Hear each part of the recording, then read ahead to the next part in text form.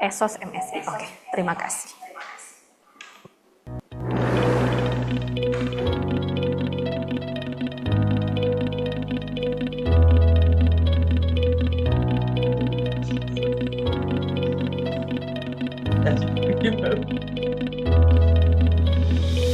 Badan Pengembangan Sumber Daya Manusia Provinsi Kalimantan Timur resmi terbentuk pada tahun 1991 berdasarkan surat keputusan Gubernur Kepala Daerah Kalimantan Timur nomor 831-822-4553 tanggal 11 Maret 1991 dengan nomenklatur Pendidikan dan Latihan Provinsi Kalimantan Timur yang dikukuhkan dengan keputusan Menteri Dalam Negeri nomor 844-212.2589 tanggal 15 Februari 2004.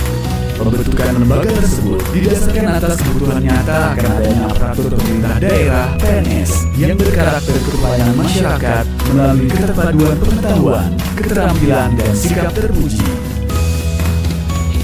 Assalamualaikum warahmatullahi wabarakatuh. Badan Pengembangan Sumber Daya Manusia Provinsi Kalimantan Timur bertujuan mewujudkan sumber daya manusia aparatur profesional terhadap pelayanan publik. Sasaran: meningkatnya mutu pelayanan penyelenggaraan pengembangan kompetensi, berkembangnya pengelolaan sertifikasi kompetensi, meningkatnya pemenuhan hak ASN untuk memperoleh pengembangan kompetensi sebanyak minimal 20 jam pelajaran per tahun. Semoga ASN pemerintah Provinsi Kalimantan Timur ke depan lebih meningkatkan kualitas kinerja dan bekerja secara profesional guna mendukung visi dan misi Gubernur Kalimantan Timur mewujudkan ASN tangguh. Wassalamualaikum warahmatullahi wabarakatuh.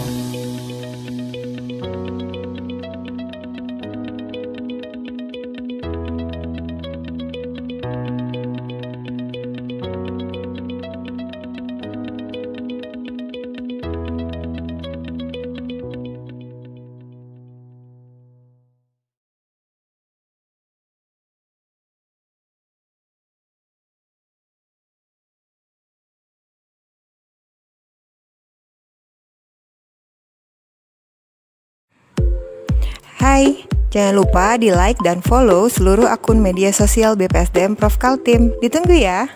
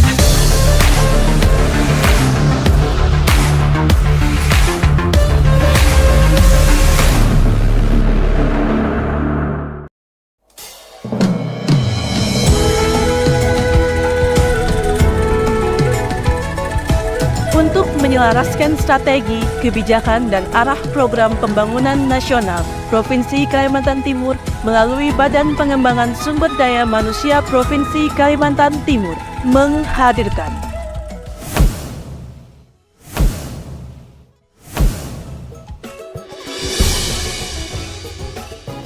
Kalimantan Timur Corporate University ASN tangguh untuk Indonesia.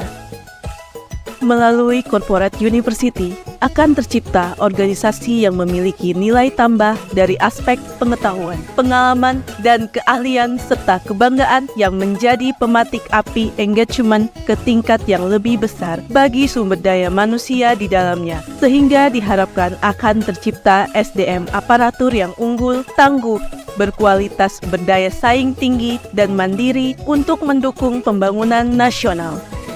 Kalimantan Timur Corporate University akan menciptakan entitas pendidikan strategis melalui BPSDM Provinsi Kalimantan Timur sebagai motor penggerak yang bersinergi dengan seluruh perangkat daerah di pemerintah Provinsi Kalimantan Timur dalam rangka menciptakan learning organization dan knowledge management sebagai upaya mencapai visi misi yang pada implementasinya berlandaskan budaya pengetahuan, budaya pembelajaran, dan budaya kebijaksanaan. Sebagai langkah awal Kalimantan Timur Corporate University, Badan Pengembangan Sumber Daya Manusia Provinsi Kalimantan Timur meluncurkan sebuah portal digital yang mengintegrasikan pengelolaan model pembelajaran, manajemen pengetahuan, dan pelatihan yang terintegrasi dalam menunjang pencapaian kinerja organisasi yang dikenal sebagai KISS, Knowledge Integrated Solution System.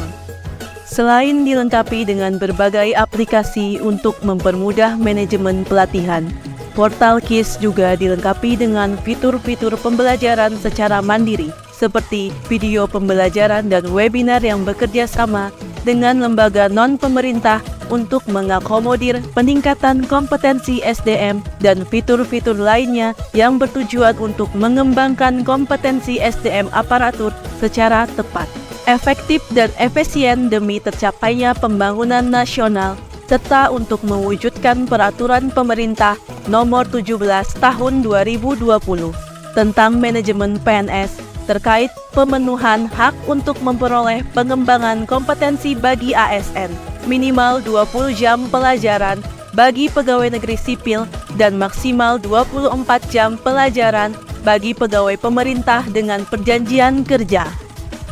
Kalimantan Timur Corporate University, ASN tangguh untuk Indonesia.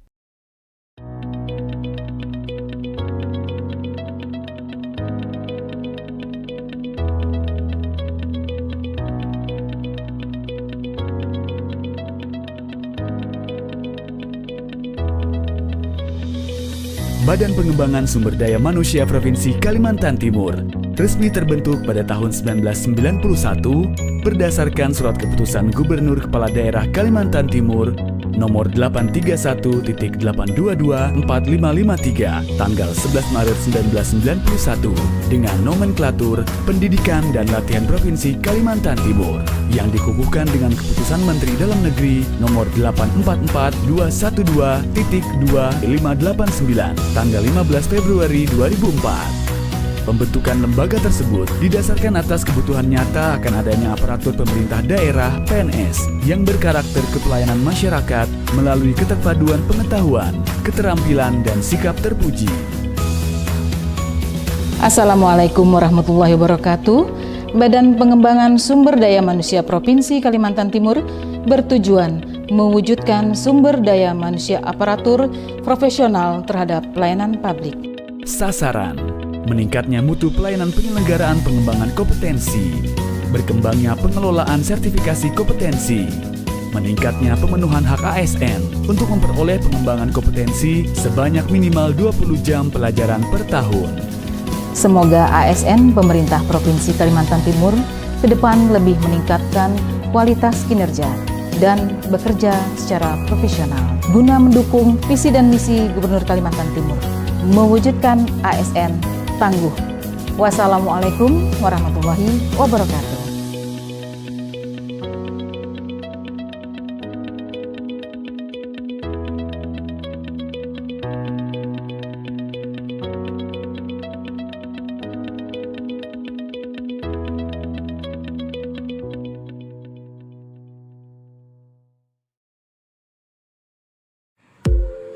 Hai, Jangan lupa di like dan follow seluruh akun media sosial BPSDM Prof Kaltim. Ditunggu ya.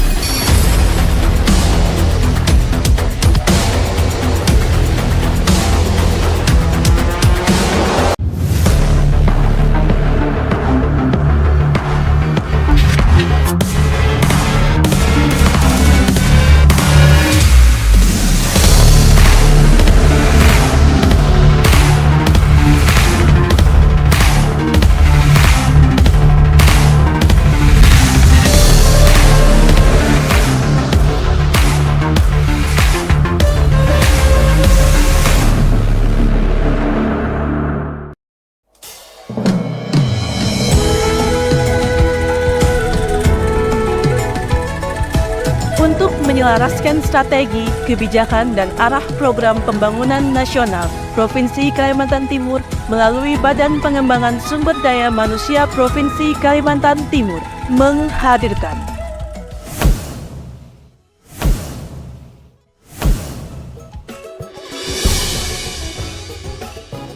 Kalimantan Timur Corporate University, ASN tangguh untuk Indonesia. Melalui Corporate University akan tercipta organisasi yang memiliki nilai tambah dari aspek pengetahuan, pengalaman, dan keahlian serta kebanggaan yang menjadi pematik api engagement ke tingkat yang lebih besar bagi sumber daya manusia di dalamnya, sehingga diharapkan akan tercipta SDM aparatur yang unggul, tangguh, berkualitas, berdaya saing tinggi, dan mandiri untuk mendukung pembangunan nasional. Kalimantan Timur Corporate University akan menciptakan entitas pendidikan strategis melalui BPSDM Provinsi Kalimantan Timur sebagai motor penggerak yang bersinergi dengan seluruh perangkat daerah di pemerintah Provinsi Kalimantan Timur dalam rangka menciptakan learning organization dan knowledge management sebagai upaya mencapai visi misi yang pada implementasinya berlandaskan budaya pengetahuan, budaya pembelajaran, dan budaya kebijaksanaan. Sebagai langkah awal Kalimantan Timur Corporate University, Badan Pengembangan Sumber Daya Manusia Provinsi Kalimantan Timur meluncurkan sebuah portal digital yang mengintegrasikan pengelolaan model pembelajaran, manajemen pengetahuan, dan pelatihan yang terintegrasi dalam menunjang pencapaian kinerja organisasi yang dikenal sebagai KISS, Knowledge Integrated Solution System. Selain dilengkapi dengan berbagai aplikasi untuk mempermudah manajemen pelatihan, portal KISS juga dilengkapi dengan fitur-fitur pembelajaran secara mandiri, seperti video pembelajaran dan webinar yang bekerja sama dengan lembaga non-pemerintah untuk mengakomodir peningkatan kompetensi SDM dan fitur-fitur lainnya yang bertujuan untuk mengembangkan kompetensi SDM aparatur secara tepat, efektif dan efisien demi tercapainya pembangunan nasional, serta untuk mewujudkan peraturan pemerintah nomor 17 tahun 2020 tentang manajemen PNS terkait pemenuhan hak untuk memperoleh pengembangan kompetensi bagi ASN, minimal 20 jam pelajaran bagi pegawai negeri sipil dan maksimal 24 jam pelajaran bagi pegawai pemerintah dengan perjanjian kerja.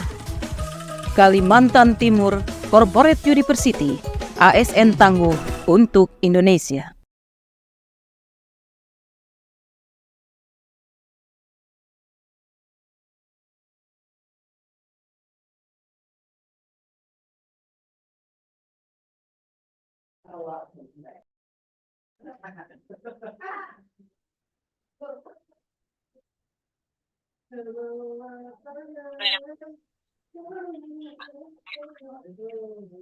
Oke. Bismillahirrahmanirrahim. Assalamualaikum warahmatullahi wabarakatuh. Ditukar nih itu. Let me start it. Saya ulang. Baik. Bismillahirrahmanirrahim. Assalamualaikum warahmatullahi wabarakatuh.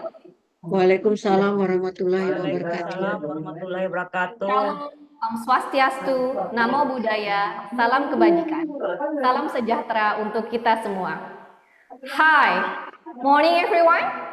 How are things? Morning. How's your life? Bagaimana kabar Bapak Ibu? Alhamdulillah, great to hear that. Good morning. Morning. Selamat bergabung Bapak Ibu peserta sharing session ke-57 Morning. 11 Juni 2024. Semoga kita semua selalu diberikan kesehatan, kelancaran, dan kemudahan dalam menjalankan setiap aktivitasnya. Perkenalkan, saya Hermi Yunisa selaku moderator yang akan memandu kegiatan sharing session pada kesempatan kali ini. Thank you for the chance that you have given to me. Mohon izin untuk para peserta sharing session, dimohon untuk mengaktifkan kameranya. Baik, terima kasih. Yang terhormat, Kepala Badan Pengembangan Sumber Daya Manusia BPSDM Provinsi Kalimantan Timur, Dr. Anda Nina Dewi MAP. Beliau adalah seorang pemimpin yang inspiratif dan juga motivator yang hebat. Thank you for always supporting us. Telah hadir bersama kita yang kami hormati para narasumber kita, Mr. Colm Downs. Beliau adalah seorang English Language Teaching Consultant and also seorang pelatih dan juga seorang penulis. Dan Miss Zahnur Rofiah, beliau adalah seorang konsultan pendidikan dan juga lecturer at Provinsi University. Welcome to this sharing session event. I'm super excited to have you here. Yang kami hormati, Kepala Bidang Sertifikasi Kompetensi dan Pengelolaan Kelembagaan SKPK BPSDM Provinsi Kalimantan Timur, Ibu Siti Zaitun Esos MSI, beserta segenap tim SKPK dan panitia yang memfasilitasi terselenggaranya kegiatan sharing session pada kesempatan kali ini. Koordinator sharing session kita yaitu Mbak Badi Zulfani Hayati, MSc MAP, seluruh keluarga besar BPSDM Kaltim, dan seluruh peserta sharing session yang berbahagia. Sebelum acara kita mulai, izinkan saya menyampaikan pantun. Mohon direspon dengan kalimat atau ungkapan cakep, Bapak Ibu sekalian. Baik, mentari tenggelam menjelang petang, burung kasuari Handsome. mondar-mandir. Kami ucapkan selamat datang, terima kasih telah berkenan hadir. Handsome. Hands up, thank you. Puji syukur kehadirat Allah Subhanahu wa Ta'ala. Karena dengan rahmatnya kita dapat berkumpul di Zoom meeting dalam kegiatan sharing session ke-57 dengan tema Smart ASN, Master English during the Global Competition, atau kuasai bahasa Inggris untuk memenangkan persaingan global. Bersama saya, Hermi Yunisa, selama 2 jam ke depan kita akan berinteraksi pada kegiatan sharing session ini yang akan kita bagi menjadi 2 sesi. Sesi yang pertama yaitu pemaparan materi, dilanjutkan dengan sesi yang kedua yaitu tanya jawab atau diskusi. Acara sharing session ini dapat Anda saksikan melalui Zoom dan juga live streaming YouTube kami BPSDM Kaltim. Bapak Ibu, perlu saya informasikan kembali bahwa BPSDM Kaltim Corporate University telah berkomitmen untuk meningkatkan kapasitas aparatur sipil negara dan juga masyarakat umum melalui inovasi, kreativitas, dan juga berbagai kegiatan, diantaranya adalah acara sharing session yang sudah memasuki episode ke-57 ini. Tentunya kegiatan ini tak lepas dari dukungan Kepala BPSDM Provinsi Kalimantan Timur. Untuk itu, marilah bersama kita dengarkan opening speech yang akan diwakili oleh Ibu Siti Zaitun SSOS MSI. Kepada Ibu, disilakan. Terima kasih Bu Hermi. Sebelumnya menyampaikan permohonan maaf dari Kepala BPSDM Provinsi Kalimantan Timur karena beliau tidak bisa hadir pada hari ini. Jadi saya mewakili beliau untuk menyampaikan sambutan. Orang Mandarin sarapan roti, duduk santai di pinggir kolam. Para hadirin yang saya hormati, izinkan saya menyampaikan salam. Assalamualaikum warahmatullahi wabarakatuh. Waalaikumsalam warahmatullahi wabarakatuh. Yang kami hormati narasumber Bapak Koldownes Head MA, Head of Government Relation English Core, juga yang terhormat Ibu Jahnur Rapiah MA. Beliau adalah dosen Parami University, moderator kita Ibu Hermi Yunisa MPD, serta Bapak Ibu peserta yang hadir melalui daring. Terima kasih sudah berkenan mengikuti acara sharing session kami pada hari ini.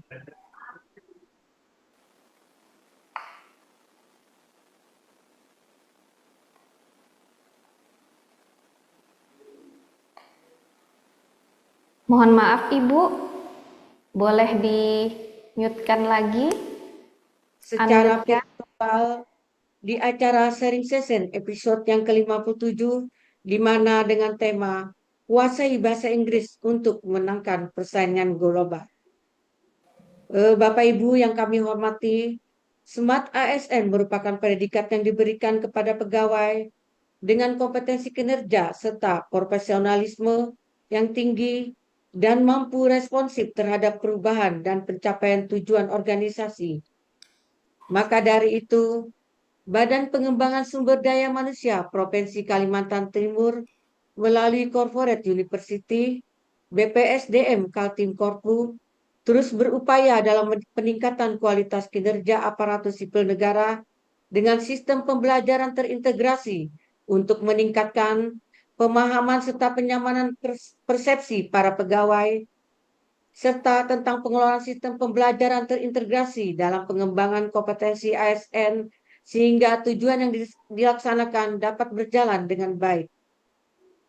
Bapak Ibu hadirin yang kami hormati, kami Badan Pengembangan Sumber Daya Manusia Provinsi Kalimantan Timur tetap optimis dalam meningkatkan kualitas pengembangan pengetahuan maupun kompetensi aparatur sipil negara termasuk masyarakat umum melalui berbagai metode yang salah satunya sharing session. Besar harapan kami agar Bapak Ibu para peserta dapat menyerap materi tersebut dengan sebaik-baiknya. Kami juga mengucapkan terima kasih atas kesediaan Bapak Ibu serta narasumber, moderator, maupun seluruh peserta yang hadir dalam mengikuti materi ini untuk ikut dalam pengembangan ASN Corporate University di Kalimantan Timur, serta dapat berperan aktif mewujudkan ASN yang bisa memenangkan saingan global secara kompetensi, kapasitas, maupun skill agar menjadi ASN yang berkualitas. Diwajibkan kakak berkomunikasi, berpredikat Smart ASN pemerintahan, karena salah satu indikator ialah penguasaan bahasa asing, khususnya bahasa Inggris. Oleh karena itu, dituntut sebagai aparatur negara, baik pusat maupun daerah, untuk mempunyai keterampilan berkomunikasi dengan baik, lisan maupun tulisan, khususnya dalam berkomunikasi dengan menggunakan bahasa Inggris, bahasa internasional yang dipergunakan di berbagai belahan dunia.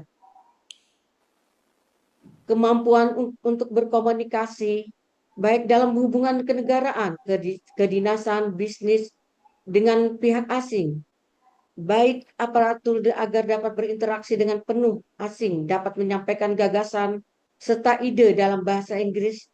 Dengan kemampuan tersebut sangat bermanfaat dalam memperkuat kualitas kompetensi dasar para ASN perubahan dari global kompetisi.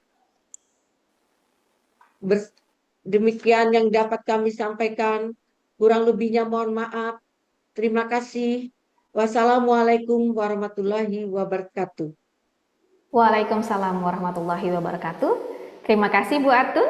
Mari kita berikan aplaus yang meriah terlebih dahulu. Oke, menguasai bahasa Inggris adalah suatu keharusan bagi aparatur sipil negara yang ingin berhasil dalam menghadapi persaingan global yang semakin ketat. Dalam era globalisasi saat ini, ASN harus mampu berkomunikasi secara efektif dengan rekan-rekan dari berbagai negara, serta memahami berbagai perubahan dan perkembangan di tingkat internasional. Kemampuan berbahasa Inggris memberikan akses yang lebih luas terhadap informasi, sumber daya, dan kesempatan kolaborasi yang dapat meningkatkan kinerja dan kontribusi ASN. Penguasaan bahasa Inggris juga memungkinkan ASN untuk lebih efektif dalam menjalankan tugas diplomatik dan perwakilan internasional. Bahasa Inggris juga merupakan kunci untuk memperluas jaringan profesional dan meningkatkan mobilitas karir ASN di tingkat global. Dan tujuan sharing session pada hari ini yaitu menjelaskan pentingnya kemampuan bahasa Inggris dalam konteks persaingan global, menjelaskan mengapa kemampuan bahasa Inggris menjadi kunci mobilitas karir ASN, mengetahui bagaimana cara berkomunikasi secara efektif dalam bahasa Inggris, dan juga menjelaskan strategi meningkatkan kemampuan bahasa Inggris dengan sumber daya yang tersedia dari praktik-praktik baik lainnya. Tentunya, materi akan disampaikan oleh para narasumber kita yang sangat mumpuni dan juga kompeten di bidangnya. Baiklah hadirin sekalian, kini saatnya kita mendengarkan pemaparan materi dari narasumber yang pertama, yaitu Mr. Calm Downs. He is British, who is living in Jakarta. He is an English language teaching ELT consultant, head of government relations, English Core Indonesia, dan beliau telah terlibat dalam pendidikan, khususnya pendidikan bahasa dan pelatihan keterampilan profesional selama 20 tahun. He graduated from King's College London for Master of Arts in ELT and Applied Linguistics in 2008. He also took CELTA in 2000 and Delta in 2003. He is also a writer and he has published 4 books such as English for UN Military Peacekeepers, A Practical Guide to Professional Communication, A Practical Guide to the European Union, and Cambridge English for Job Hunting. Let's welcome Mr. Calm Downs. Terima kasih, Bu. Hi, pleased to meet you. Good morning. Selamat pagi from Jakarta. It's only 9:15. It's 10:15 in Kalimantan. Yeah. Thank you very much for inviting me to this sharing session. I'm looking forward to speaking to everybody this morning. Yeah, thank you very much. How should I address you? You can just call me Column. Okay, Colm. It's such an honor to have you. Nice to meet you. Yeah, it's nice. Colm, you have 15 minutes.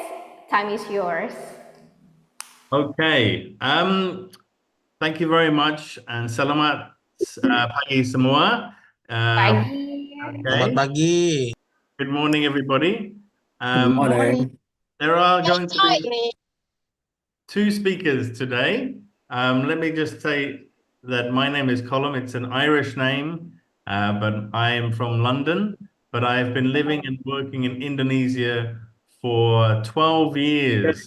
I first came in 2012, okay? And I've been working with the military, the police, the Ministry of Education, many schools and many universities and many civil servants. And my passion is to help improve the quality of English in Indonesia, to increase Indonesia's competitiveness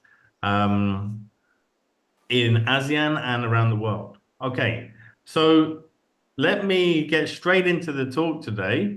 it's going to be an interactive session.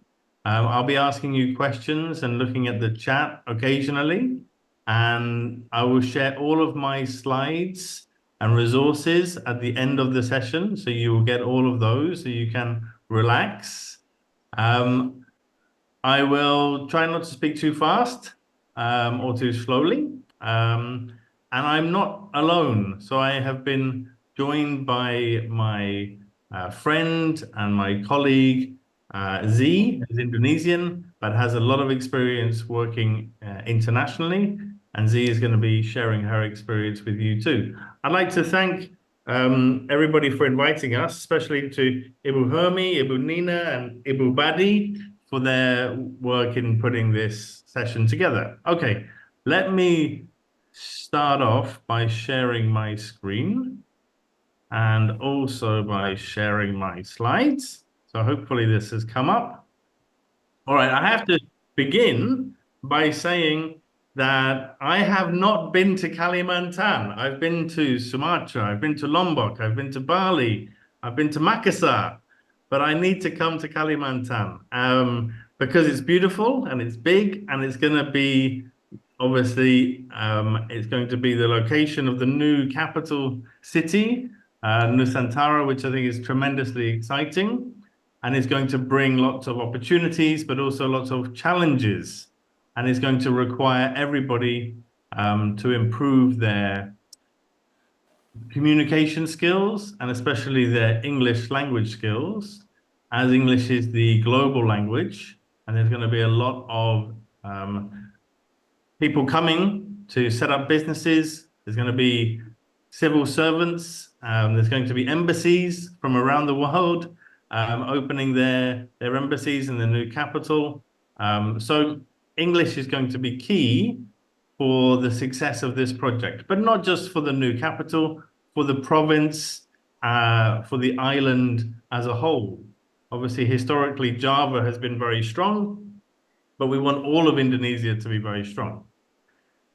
Just a little bit about me. So I know there's a lot of people today joining this sharing session, and thank you very much for joining us this morning. This is me about 10 years ago, but this is not the biggest room I've been in. So this was me with 1,000 Indonesian peacekeepers in a place called Sentul in Bogor. I'll just let you see what we were doing here.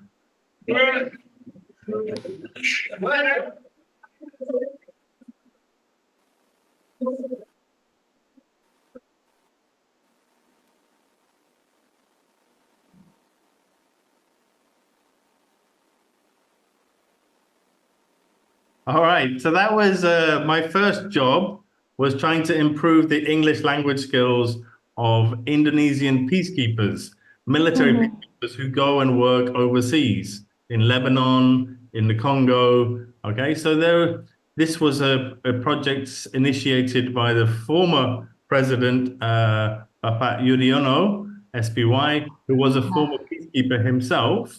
So he was trying to professionalize and improve the English, the communication skills, or especially of military personnel serving overseas. So there is a great awareness, obviously, that if you're going overseas, that you need good language skills. But now I think there's growing awareness that it's not only overseas, that in order to be competitive and get a good job and a good salary, that English is increasingly a core skill, even if you're staying here in Indonesia, even if you're not planning to go overseas. So today in our sharing session, we're going to try to cover quite a lot of things. I'm going to be saying quite a lot about, we'll start off with these two areas, and we'll ask you your opinions in the chat. Why is English important? The importance of English proficiency in global competition. How is English going to help civil servants to get a better job, to improve your career prospects? And then I'm going to spend a lot of time giving you some of my tips, some of my advice, as much as I can share in this session today in the limited time we have available. hopefully, so you go away today with some practical ideas to improve your own communication skills, your own English language communication skills, and communication skills in general. Then we will hear from Z, who's going to share her experience as an Indonesian who has been working overseas. And then finally, we will give you some free resources, some websites, some tools, some apps for your phone that you can use to continue improving your English in your own time. Okay? Yeah, with love. Okay, and then we'll have lots of Q&A. We might have Q&A at various points, but certainly I'm happy to stay until 12 o'clock for your time, 11 o'clock my time. Okay, so let's go to my first point, the importance of English proficiency. I've come up with 4 kind of main reasons why improving your English is an essential skill. If you want, you could add some more in the chat. But these are the kind of 4 reasons, especially for civil servants. As I said, first of all, the first thing to say is that English is now an international language. Yeah, that's the main language. You all know this. It's not really my language anymore, although I'm from England. It's a global language. Yeah? It's most of the actual conversations in English, interestingly, are not by native speakers. They are by 2 non-native speakers. So maybe an Indonesian speaking to somebody from Thailand, okay, or China. Yeah, that meeting might well be in English. And so it's just the medium of communication. And one of the first points I want to stress is that some people have this idea that they want to speak like a native speaker. And I think that's a misplaced objective. Okay, you don't need to speak like a native speaker. You need to speak like an Indonesian or like somebody from Kalimantan. It's okay. Yeah, with more dialects. It's okay to have an accent. An accent is part of your identity. The important thing is to be, what we say is understood, that you have clear pronunciation, and that your intelligibility is okay. And I'm an IELTS examiner, and these are the things that we look for in assessing somebody's spoken English skills. So don't think that you need to speak like a British person or an American person or an Australian. Okay? Yeah. So that's the first thing I would say.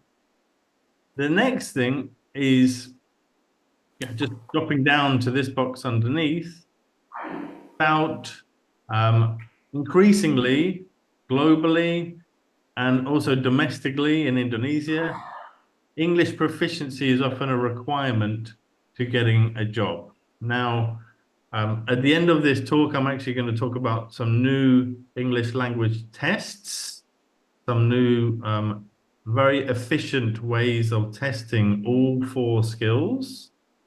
And I think that these new technology-driven tests are tests that should be adopted by the ministries for civil servant recruitment, whether it's for CPNS or PNS.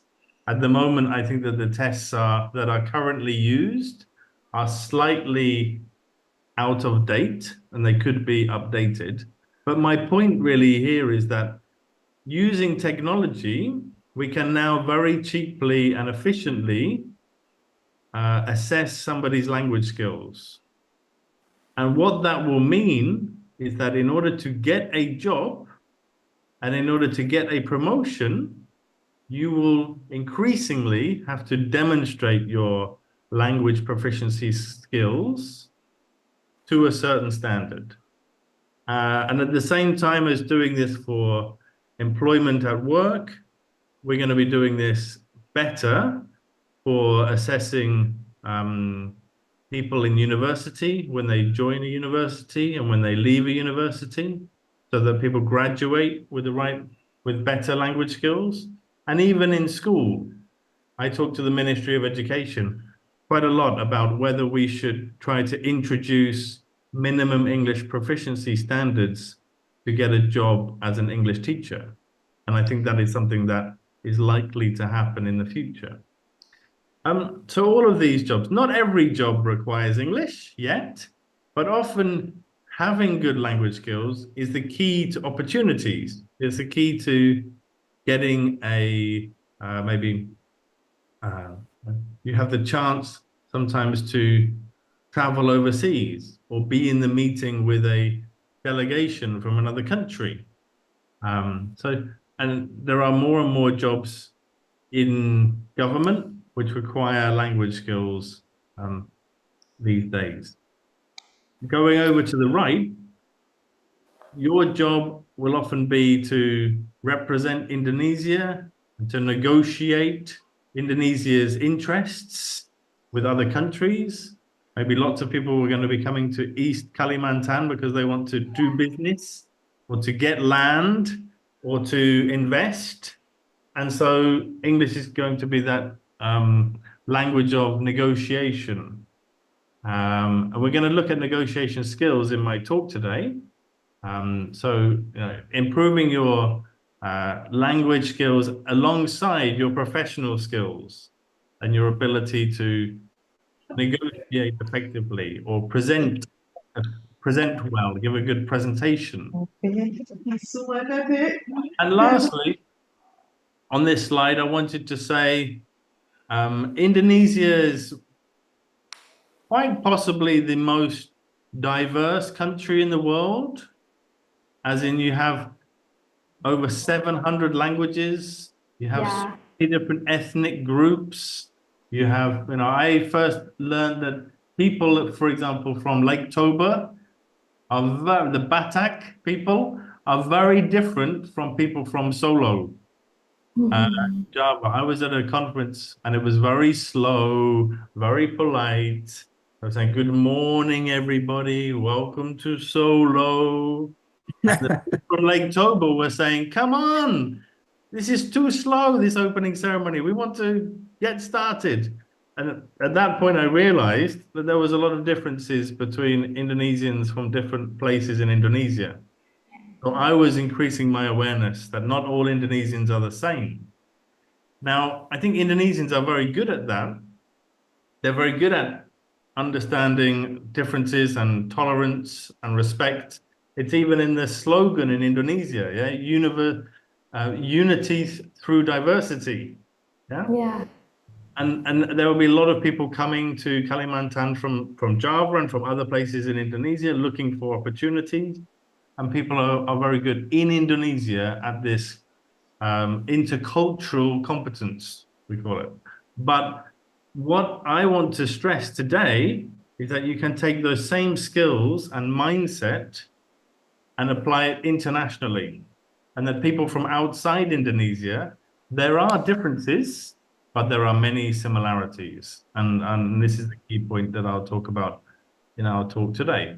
So, and English is the key, again, to understanding people from different countries, because it will enable you to ask them questions, to listen effectively, to hear their stories, to understand what they want, what they are looking for, what they need, and where you have things that you have in common. And this will help you to build, I put at the bottom, fostering harmonious international relationships.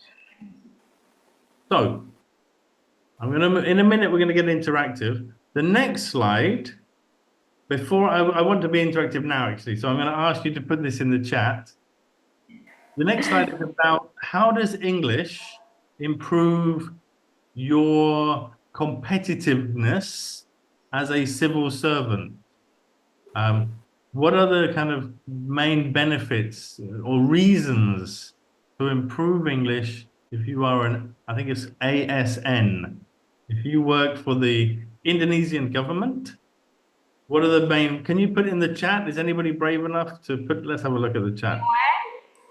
Can anybody write in the chat, how is English going to help your career? Especially for me myself, I took scholarship and for double degree, and feel very grateful that, yeah, even some say that, okay, you are good at English like that, but then I tried to take the scholarship, and so I had 1 year in Unmul and another year in University of Adelaide. So I realized that English is really helpful if we want to take our abroad, if we want to improve our capabilities and also our experiences. That's Anyone fantastic. else? Well, no, just, I want to stay with that for a minute. Was this an LPDP scholarship or a different type of scholarship? Oh, it's Australian Awards Indonesia. Okay, so, but having good English skills already enabled you to get the Australian award, yeah? So Yeah. you had that opportunity. So, and then your career, you had the experience in Italy as well. So those are fantastic. That's a great example. Anybody else want to share? From the chat, please. How is English going to help you as an ASN? Does anybody want? Anyone wants to add? Endang has raised a hand. Ibu Endang? Yeah. Yeah, Yeah. Mr. Yeah. Paul, thank you very much, and Mrs. Hermi, yeah, Mrs. Yeah, Hermi. I'm sorry, I forgot. Let me try to introduce myself. My name is Endang Treweningsih. Actually, I've never used my English since 19 years ago after my graduation from bachelor degree in English department. Why I choose English department? Because a long time ago, when the economy condition in Indonesia is not in a good condition, so my brother and sister go to college in the same city in Malang, Jawa Timur. So I'm the third. So I said to my parents, I decided to go to college in Malang too, but we don't have any choice because I'm not come from the rich family. We come from a poor family, so I decided myself to choose English department because this is the cheapest one. So we don't need much money to buy the the education, so I decided to choose this department. After my graduation, finally, this is a very important moment because after I can speak English, I can use this competency to find another job. For example, I ever apply to Standard Chartered, and then KPC, Kaltim Coal, and also Virginia Indonesia Company. But I passed the examination, but my parents is not agree because it's very far from Kalimantan in Papua. So I applied to Aston Samarinda Hotel and Convention Center as Human Resource Department. So when the general manager interview me, they use English in the interview. Is about 1 hour, 1.5 hour. So this is the most important thing I can get the job. After that, I have many connection, and then makes me have many pengalaman experience. But after I move from Aston and then apply as a PNS in government. So I never use my English again. So Okay. this is very difficult to use in my English because my grammar and pronunciation is very bad after never use my English. But this is the most important experience I ever had in my life. That's That's all. Thank you. Thank you very much for sharing. Thank You're you. welcome. And I can see some of the hands up. Before I come to other people, I can see the hands up. I wanted to say that's a good story. That your English, you developed your English language skills. It enabled you partly to study, and it enabled you to get a job with Ashton Hotel. And you used English and you were interviewed in English. And I think that's one of the points that I want to make is obviously that in the hospitality sector, Industry. in the tourism sector, English language has long been seen as a key skill because you're going to have people, guests in the hotel, right? But English can almost benefit any industry. It especially is useful for the hospitality sector. And I'm sure tourism is going to grow enormously in Kalimantan in the coming years. But I would say that it's now English language skills can benefit almost everybody, especially in the world of business, whether it's international companies or micro businesses. I'll just give one example, and then I'm going to move back to civil servants. I know somebody from a poor family who her father had to cut down the teak trees in the garden in order to raise some money so that they could pay the fees for the university. But these teak trees were still not enough, right? So, but her English language skills were very good. So she went online, she found some jobs translating for Japanese businessmen or, some documents, for being a guide in Jakarta.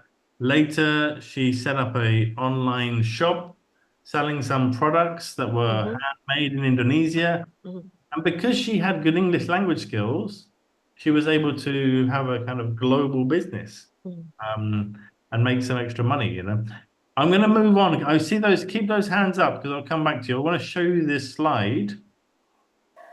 I'll come back to, well, I'm going to sort of just talk about it for a minute about this ASN career mobility, okay? Yes, please. Is that it is similarly, it's going to help you to access these opportunities, these kind of scholarships for people who want to study and work overseas. Yeah. We have, I think, Bapak Jauhar. Jahar, you've got your hand up, Bapak. What do you want to say? Okay. Thank you. That's very kind of you. Firstly, I give many thanks that you have given me opportunity to ask you. Yeah. As we know, you have been in Indonesia more than 20 years. Yeah, that's right. 12, about 12 years. Oh, yeah. So you have gone to every there. So I would like to ask you how your opinion about Indonesia in this era. Yeah. Yes. Okay, we're going to have lots of time for questions at the end, but I like questions at any time. But I will tell you, one of the best things about Indonesia, right? I've lived in Jakarta for most of that time. I will tell you that Jakarta is better now as a city to live in than it has ever been for me. It's like it has improved. Things have got better because Indonesia's economy has been growing. I can see that the transportation system is better, that there's a mass rapid transport system. So there's like a metro, there's now a fast train to Bandung. Personally, I like swimming, and there are like new swimming pools. I think there was the ASEAN Games near the Gebeke Stadium was renovated when Jacob motorbike to the opening ceremony, right? And there was an old swimming pool. It's now been renovated with a fantastic architect, and it's a world-class swimming pool. I swim there twice a week, right? And I can see new shopping shops and restaurants opening. So in that sense, I think that Indonesia is doing very well. I do know that a lot of the economy is based on natural resources, and the natural resources, if we don't carefully manage them, natural resources, we can be too dependent on those, and that they may not exist forever. And I know that Indonesia has a very young demographic as a country, a lot of young people. And the kind of key challenges that I can see are to have a diverse economy that is not so reliant on natural resources, but also has a strong kind of well-educated labor force that can create new kind of economies, new businesses. And I think it's doing well, but it has still some way to go in order to be as competitive. If you look at a small country like Singapore, much easier to help the education of people in Singapore when you're tiny, because there's not so many people to train. But obviously their universities and their schools, the quality is a little bit higher than Indonesia's at the moment. Overall, I think I'm very privileged and happy to be living in Indonesia. I could say a lot more, but this was a training session. Let me just I'll give the floor to Ibu Fauzia, and then I want to spend a little bit of time on sharing my advice on negotiation skills with you. But I can see another hand. So Ibu Fauzia, what did you want to share or ask? Okay, thank you. Mr. Kom, I'm Fauzia. Nice to meet you both, Mr. Kom and Ms. G. Zahnur. You are very inspiring. On this occasion, I would like to ask Mr. Kom, how is your plan to achieve your career goal? And would you mind telling me about advice for me to learn English easily? Sometimes I get trouble to practice it. Thank you. Well, thank you very much for those questions. I'm going to sort of answer that in these slides now, really, in the rest of this talk. I think it's good to think about a career goal and have strategies. And one of my career goals is to improve my Bahasa Indonesian.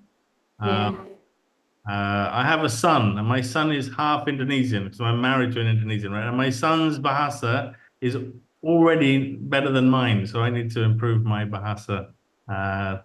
Right, let's think about your English. Now, the next bit of this talk is about 20 minutes, 25 minutes, and then you're going to hear from Z. But in this part of the talk, I am giving you a very quick introduction to negotiation skills. And it's a combination of negotiation skill and English for negotiations, okay? Now, normally I would do this talk maybe I have a 3-day training course. So if you want to invite me to Samarinda and do 3 days, I can come. But this is 20 minutes on negotiation skills, okay? And I want you to think about it as a skill. Not many people think about negotiation as a skill. They haven't necessarily thought about themselves. And when I say negotiation skills, you can think about this both in terms of your professional life with your meetings and your colleagues, but also in your personal life, in your private life, with your family, with your friends, okay? With your children, yeah? We negotiate all of the time, and we use different language and different strategies in order to achieve our objectives, okay? So this is a gentle, quick introduction to some negotiation theory and some language, but really we don't have very much time today, right? So you need to go away. I'm just going to hopefully inspire you to spend more time thinking about negotiation skills, your negotiation skills, and your English for negotiating, your language for negotiating, okay? So, basic introduction coming up. I wanted to explain some fundamental concepts, some key concepts, okay? And I think one useful way to think about negotiation is that if you study negotiation theory, you will basically find that there are two main ways to negotiate, okay? One is called distributive and one is called integrative. This is quite unusual language. Most people are not familiar with these terms, distributive and integrative, okay? But I'll make them simple for you. Distributive bargaining is if you see negotiation in your mind as like a battle or a war where you have to win and maximize the benefit for you, and you don't really think about the other person or the other side, then you're only focusing on getting what you want or what Indonesia wants, and you don't consider what the other person, we call them counterpart, what your counterpart, what your opposition, what the other person needs or the other person wants, then you are going to behave in a particular way. You might talk in a particular way. You might use negative tactics because you are just focused on yourself, on winning. And in business, often in business, this is the most common type of negotiation. Businesses just want to make money, yeah? And they might destroy everybody else in order to increase profit. But in government, in diplomatic negotiations, in civil servants, although you want to achieve the best outcome, relationships are often as important, if not more important, to maintain positive relationships. So there is a different way of negotiating called integrative negotiation when you are a diplomat, when you're a civil servant, a good civil servant, right? And a good diplomat or a good civil servant should be negotiating in a way that we call, that is integrative. We talk about integrity, honesty, transparency, and it's a slower process. It takes time. It requires you to listen carefully and understand what everybody wants, to value different voices and different views, okay? Now, I'll give you an example of this as well. So, moving on a little bit, I'm going to give you some scenarios and show you some different sort of negotiations. In this scenario, this is a real one, okay? By the way, I used to live in Ramallah in Palestine, so it's very close to my heart, this area, and I'm very, very sad every day looking at the situation. I know everybody is following the terrible situation in Gaza. But right now, I'm just going to be talking about the Sinai Peninsula, this bit of land, which is Egyptian land. It lies between the main part of Egypt and Israel. Now, there's been lots of disputes over this land, okay, in the past. A lot of disputes, okay? And at one point, Israel was arguing and it said, we want the Sinai Peninsula. Egypt said, we want the Sinai Peninsula. And Israel's position was, we want the Sinai Peninsula, right? They're both saying, we want the Sinai Peninsula. Now, obviously, if you look at it like this looks like a win-lose scenario, that only one country can get what they want, that there's going to be a winner and a loser. Okay? So if you go back, you can imagine this is like, we want the Sinai Peninsula. No, we want the Sinai Peninsula. And they might end up actually going to war or having a fight in order to get this piece of land. Okay? But that is because they are, if you are just focused on what people sometimes say that we want the Sinai Peninsula, what is missing from that is understanding why do they want it? Now, this is where you get to this is very important, okay? So you have, often in a negotiation, you might have what is your position, and your positions might be different. So this could be Israel and Egypt. We want the Sinai Peninsula, we want the Sinai Peninsula, and there is no space, there's no overlap. But if you dig underneath, sometimes you'll find things that we have in common or that can be mutually acceptable. So imagine that you said to Egypt, why do you want the Sinai Peninsula? Egypt actually said, we want this bit of land because we think it is Egyptian land. It is our country. Right? So we are going to fight for our country. Historically, the Sinai Peninsula is part of Egypt. But when they said to Israel, why do you want the Sinai Peninsula? They said, it's not Israel, we accept that, but we want it because of security. We don't want the Egyptian army right next to the border. We don't want it, so we will feel threatened if you put your military, your tanks and your airplanes next to the border. So we're worried about security. So this is the interest. This is why do they want this? It's what's underneath, yeah?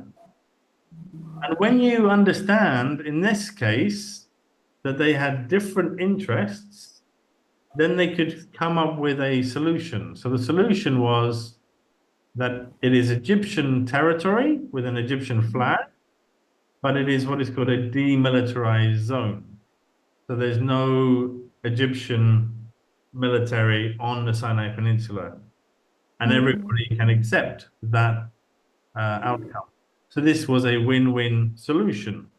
Egypt got the land and Israel got security.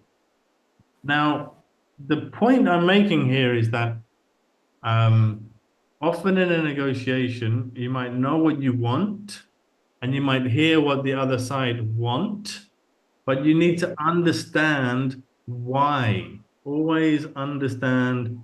So I call it probing questions.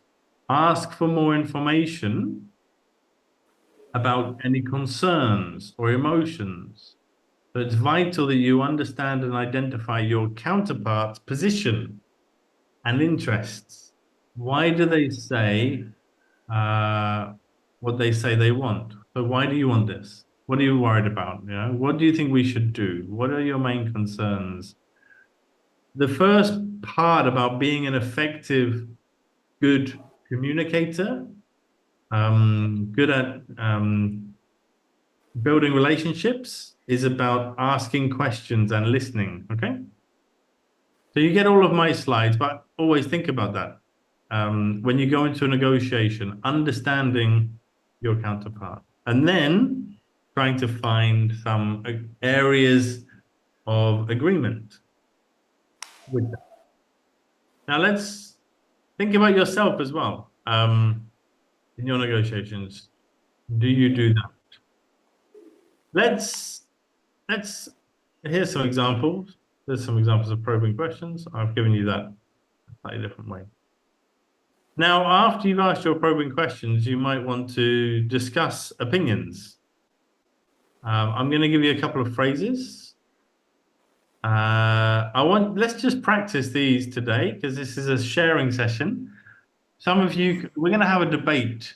live one so we can discuss. I'm going to put a question up. In your opinion, who wants to tell me? The first person can express their opinions using some of these expressions at the top. And then we'll have somebody else who's going to come in and agree or disagree. So does anybody feel very strongly about what they think is the best Indonesian food or their favorite food? Who would like to share with us their views on Indonesian food? Anybody? Let's see some hands. Food, bakso. Okay, I can see Ibu Ernie. Ibu Ernie, tell us. Yeah. Can you hear me? Okay, I'm Ernie. I'm working for the provincial government of East Kalimantan at tourism office. Same as Miss Hermie, I also got scholarship from LPDP. You have mentioned LPDP, Colm? Great. And yeah, I was graduated from tourism major. I took my master degree in the University of Queensland. And then last year, I was also selected by Australia Awards to in the one of the short course in tourism management. And if you ask me what the best Indonesian food, because I also have a close relationship with culinary because I work in tourism sector. So I am proudly say that the best Indonesian food is rendang. Rendang. Yeah, because in the past few years, rendang also was selected as the best food in the world. Oh, wow. So Okay. yeah. You can search through Google. There are some articles that mention rendang is one of the best food, if it's not the best food. So I agree with you. I think maybe I agree with you completely. I love rendang. I think I'm going to agree with you completely, 100%. Okay, the rendang 100%. I love rendang. Yeah. Rendang. It's got a lot of calories, so I can't. Yeah, sure. A lot of Indonesian food has a lot of calories, but rendang is fantastic. So I agree with you. This is an easy discussion. Is there anybody else who would like to disagree or challenge Ibu Ernie with some other food? We got Papa Rizky. Hello, Mr. Dons. Hi. Okay, thank you very much for the for the chance. I am Rizky from Batam City Government. Thank you for the invitations joining this webinar from the WhatsApp group today. I am afraid I disagree with Ibu Ernie Silalahi. I'm sorry. Okay. Actually, rendang is not the best Indonesian food without rice. You need rice. Okay. Now, if rendang join with the rice, I think that's perfect. I agree with Ibu Ernie. All right. So clarification. So we asked. Let me just clarify, Ibu Ernie. We just want to clarify something. Did you mean rendang with rice? It's only a joke, Mr. Dons. I think yeah, you need rice to eat rendang, but rendang itself tastes super without rice. You can also mix rendang with potato, mashed potato. It tastes super yummy. So yeah. All right. Anybody else? Thank you, Rizky. Thank you. Thank you very much, Mr. Dons. All right, I'm going to just pause you for a minute, or I'm going to just look at these expressions. I want to make a very important point, okay, about the use of these phrases.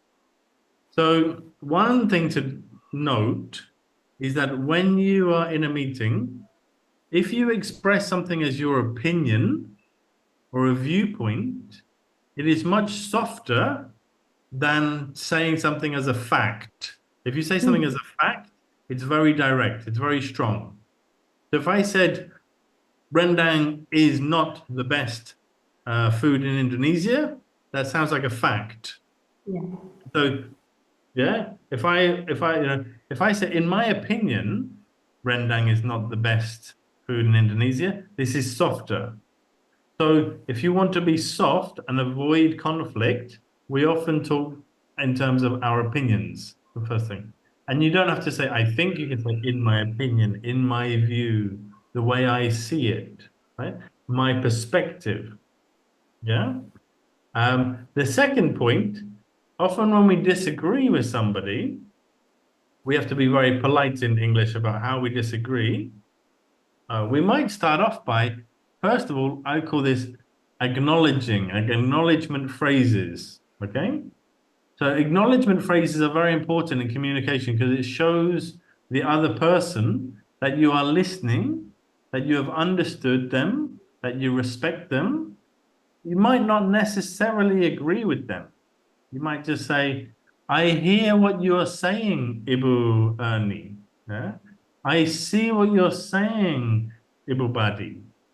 I appreciate your concerns, Bapak Jokowi. However, okay, so this I see, I hear, I understand, it's acknowledging what has been said.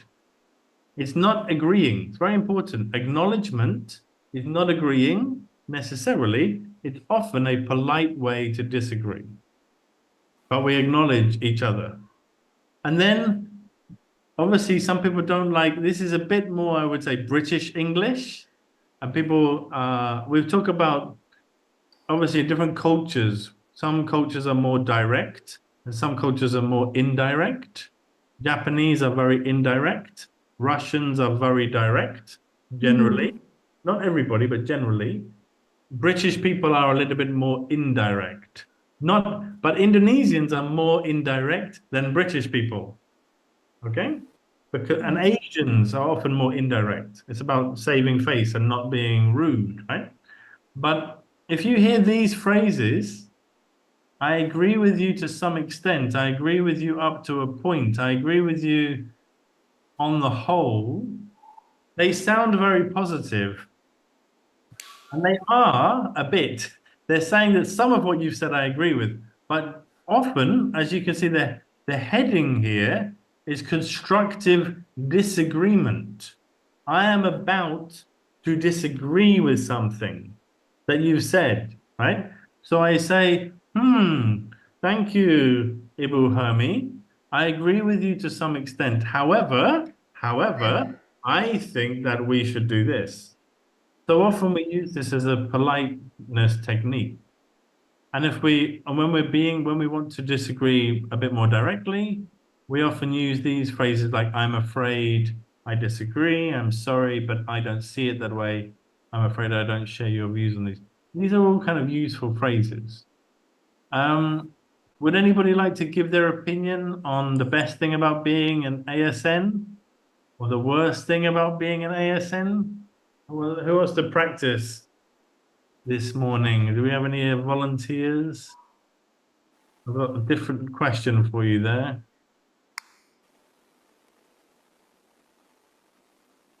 You may answer one of them, participants. Anybody want to give me their views on the best thing about being? We had somebody's hand come up. That was hand is up as well, but there was somebody else, but it's gone. So, Ibu Ernie, the floor is yours, and we'll see. Thank you, Colm. Yeah, I'd like to share my opinion about the importance of English. That would be helpful for being ISN. So I'm going to share my experience about how English benefits me. Of course, the first example of when I took my scholarship test, and then now in some occasions, I also have my supervisor, the head of my office, to when we got some guests or visitors that they like to get some information about East Kalimantan tourist destinations and that kind of themes. And last month, I also had an opportunity to welcome the ambassador, Danish ambassador, and yeah, but I also want to give my opinion about some positions requires English, but currently not all the people think that they need English to help them to get the position, that certain position they want to fill in, because I think there are many backgrounds that help people to get certain positions they want to fulfill. You know, different abilities or knowledge in certain teams, and also connection. So my friends also told me that she said about her experience when she applied for a position, a vacant position.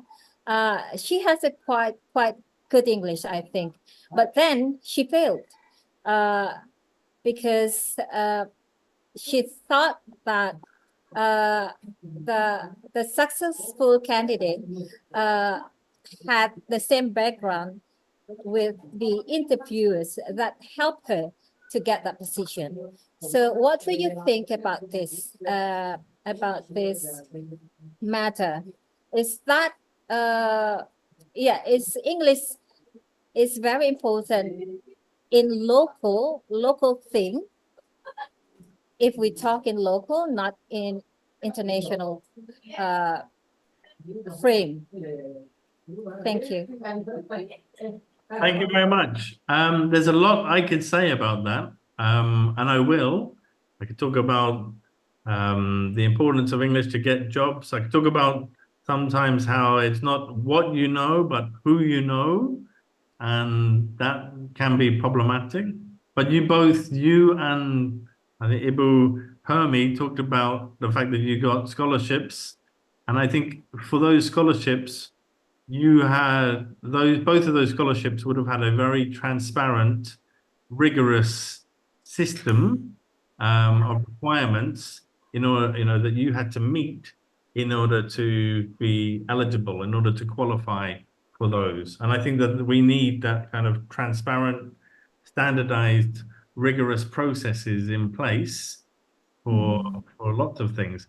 But this is what we are beginning to have a debate. Okay, we're beginning to discuss opinions about things, and this is what this language on this slide is all about. Okay, and the point I want to make to you, because this is a training session, is that I want you to be confident in meetings, to give your opinion confidently, to explore ideas, to ask for clarification when you don't understand. If somebody's speaking too quickly, or if they've said something you didn't quite get, or you didn't quite hear it because of the accent, to disagree politely. So this is, and the more you practice this, the more you do it, the better you will get at it. But it is going to be a core skill for civil servants in Kalimantan. I can see Dr. Jawhar has got his hand up. Briefly, can you tell us what you want to say? Okay, yes, thank you. In my opinion, civil servant government is more elite than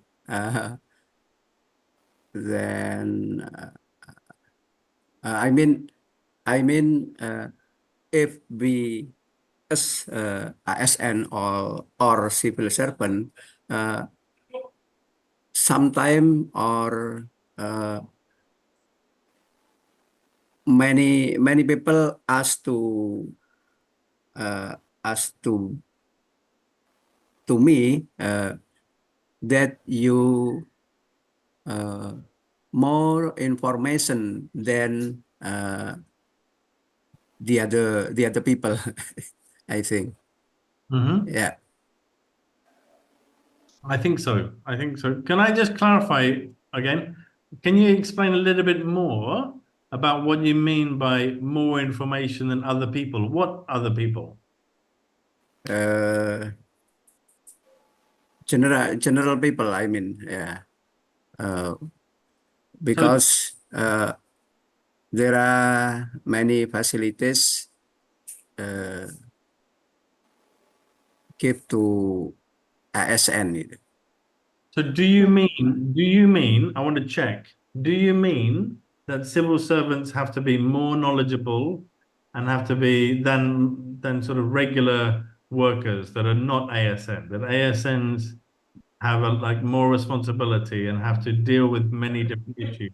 Is that what you mean? Yeah. I agree with your opinion. Yeah. Okay, so thank you very much, Papa. What I'm doing here is that because I wasn't sure 100% that I had caught that opinion, I needed to clarify, okay? So I wanted to show you these phrases on this slide, right? Again, these are very important phrases for you in your meetings. It's if you are not sure, if you're confused, or if you didn't, again, maybe you didn't hear something, maybe there's a bad connection, or maybe there's background noise. So you know, often it's loud and you can't hear everything very well, right? So there could be many reasons why you need to ask for clarification.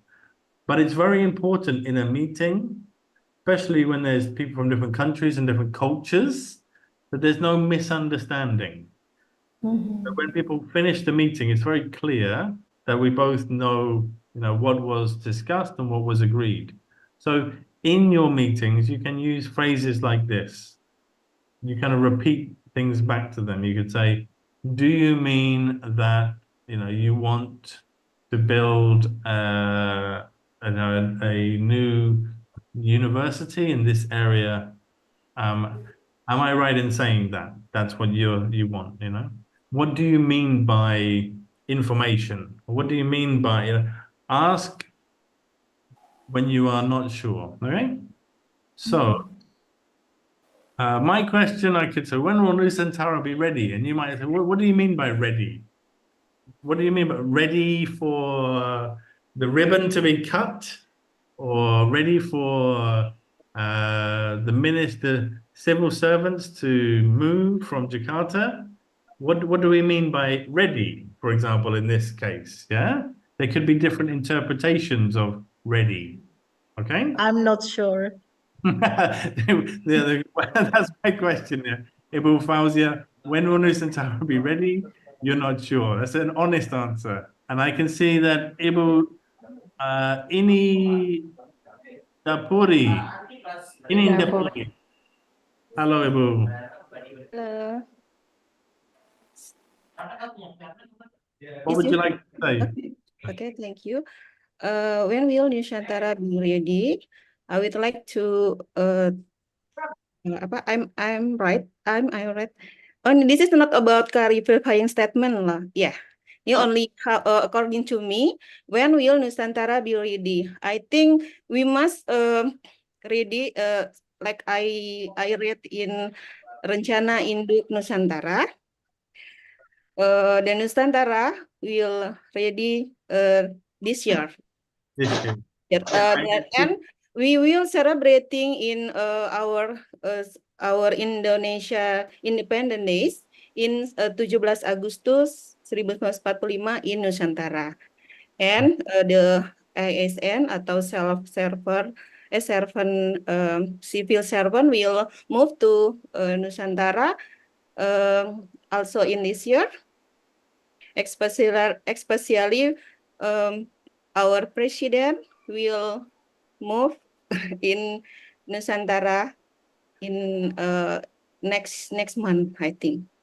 Okay. Yeah, I hope maybe some people disagree about this. because any some no accident because our otorita Bapak Mr. Bambang retired. It is not reason to we don't believe that the Nusantara will what do you call it? Will Not be ready on time, I think is what you want to say. I heard that is my opinion. Thank you. I heard that Bapak Bambang resigned from his position, but he still supports the project 100%. I'm very enthusiastic about Nusantara being ready, because when it's ready and some people move from Jakarta, then there'll be less macet for me in Jakarta, and that I won't have such a big traffic jam in Jakarta. I am looking forward to there being less traffic in Jakarta, and you can have more traffic in East Kalimantan. All right. Okay, let me say something. Let me like little bit.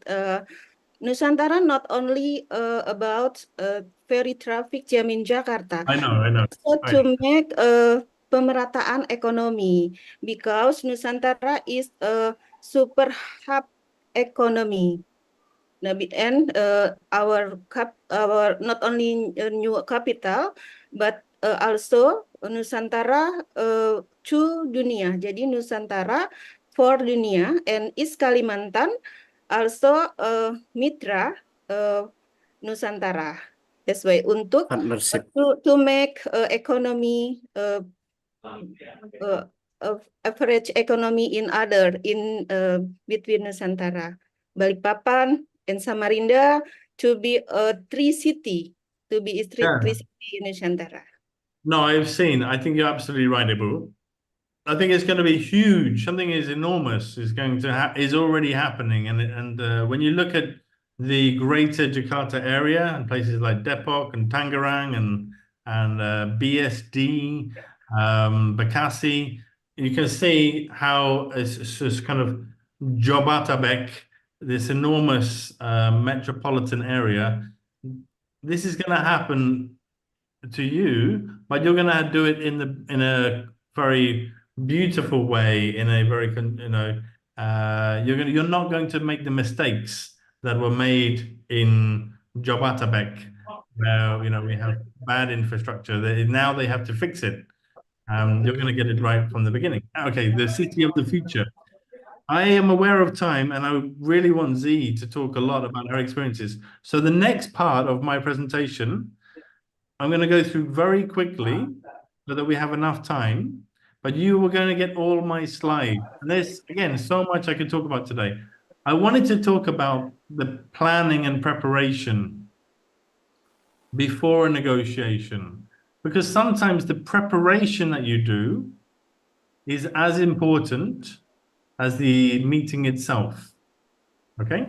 So you have to prepare very well before a big meeting, and then there is the process, both before, during, and even after a meeting or a negotiation. So there are lots of things that, communication is not just about what you say in the meeting. It's a process and it's a skill, right? So before you go into a big meeting, you need to be well prepared. And that means thinking about all of these things, okay? All of these things are, if it's a really important meeting, you will maybe have to think about your objectives, what you're trying to achieve, your offer, what you're going to give, what you're going to offer the other side, Let's go through each of these in a little bit more detail quickly.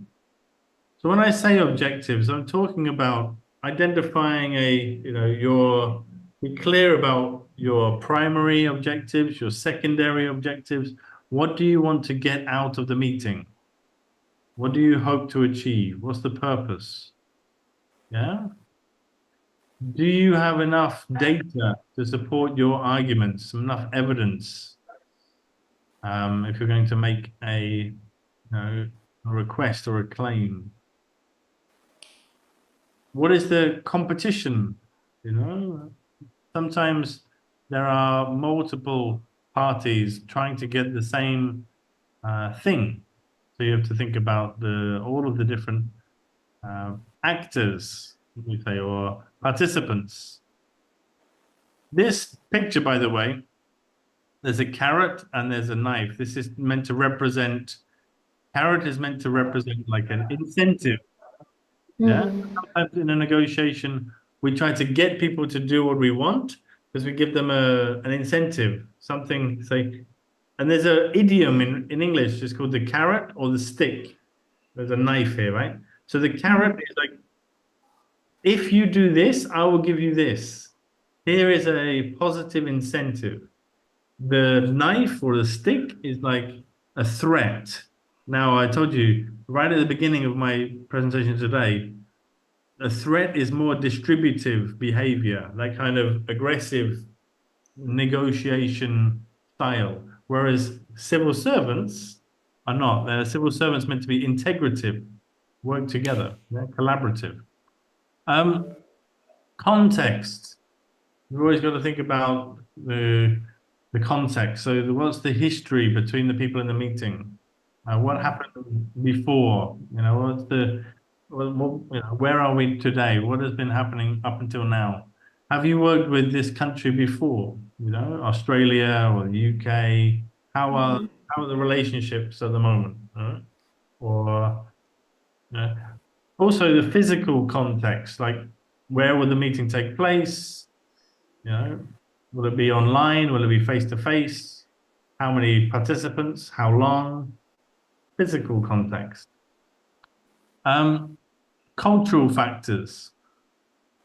Again, are you going to meet with people from China today, or from Italy, or from France, or from Sumatra, or from Papua? All right. So all of those cultural differences, what impact will they have on your strategy, on the way that you negotiate? And I made that point at the beginning that Indonesia is already very culturally diverse. You're very good at tolerance and diversity. Use that skill at an international level.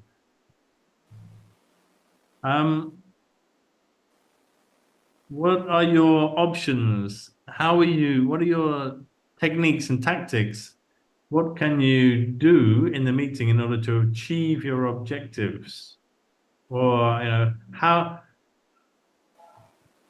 you got to think about different ways of achieving something. So, I don't know, President Jokowi might say that he wants a very environmentally friendly building for a new university, and you might need to give him different options for where he could construct it and what materials could be used, different ways of doing it. Yeah. So always explore options that might meet your objectives, and be open to brainstorming many options before making a selection. So good communication skills, good negotiation. There should often be a phase where everybody can give an option or an idea, and we don't say that they're good or bad. They're all ideas, and then we can evaluate those using a criteria in order to make a decision next, but separately. Don't get fixed that it has to be this way. Sometimes there are different ways of achieving the same objective. In your team, often you got to think about who is going to take the role of team leader. What are the roles of each member of the team? Do all of the team support the position that you have? Did you get there together? Who is going to be checking, understanding, verifying facts? So think about the different roles of the team, what role everybody is going to play. And then, very importantly, You've got to be thinking about not just yourself and what you want, and don't focus too much on your own position and interests, but you've got to think about who's coming to meet you. What do they want? What are they looking for? What are their interests? What can they offer? What benefit are they looking to gain from Indonesia? You need to think about, put yourself in your counterpart's shoes. Lastly, it's important to consider, what if you fail? What if you don't reach an agreement? What are the alternatives? Maybe you don't have to do business with this company. Maybe there is another company, or maybe you don't have to work with this country, or maybe you don't need to work with this university because there's another university. Yeah. So there might be alternatives away from the meeting that you're in. And if you know what your alternatives are, this can strengthen your position in the negotiation that you're in. So this phrase, this acronym, BATNA, BATNA, is a negotiation phrase that stands for Best Alternative to a Negotiation Agreement. So if your alternative is better than the deal on the table, you don't take the deal on the table. You see, so all of these this is a grid that some professional negotiators use when they are preparing for a very important negotiation. We've done this very quickly, and all I've really talked about in this point is just preparation, preparing for a meeting. So you can see there are lots of things to consider. In the negotiation itself, these are tips. Okay, these are important things to behaviors of effective negotiators. These are things that they do. That last point, if you're interested, because it sounds a bit, what does it mean, avoid argument dilution? I need to explain that to you very quickly. So dilution is, if you had some, let's say, if I have an espresso is like a small, very strong coffee. Yeah? Yeah. Now, if I add water to my espresso, it gets weaker and weaker. The more water I put in the espresso, my coffee is less strong. Okay? So that is dilution, diluting something. You're making it weaker. So this point of avoiding argument dilution, it's an interesting counterintuitive negotiation theory. Like, if I want you to do something, it's better for me to give you one reason, one strong reason, and stop speaking, and then see if you agree, than give you 5 reasons. Because if I give you 5 reasons why I think you should do something, one of these is very strong, then it will be less strong, less strong, less strong, less strong. The more reasons I give you, I'm actually like putting water on my first reason. I'm making it a little bit weaker. We might not talk about my strongest reason. You might just talk about my weakest reason. Yeah. So it's an interesting bit of negotiation strategy that often, if you want to reach an agreement, people say, put forward one strong argument and ask for agreement. And if you need more, then you can use more later. So again, these are things you can explore in your own time.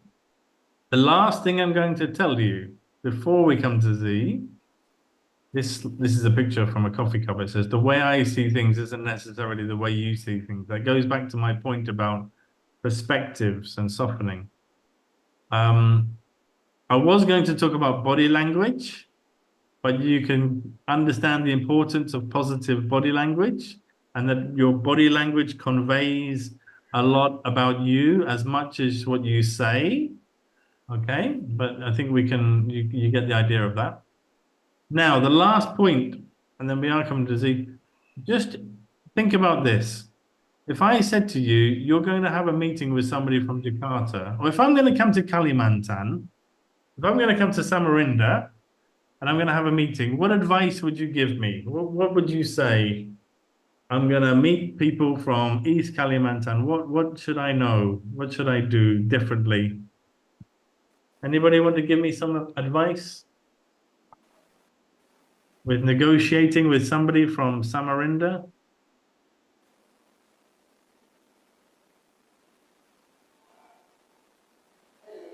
Anyone wants to?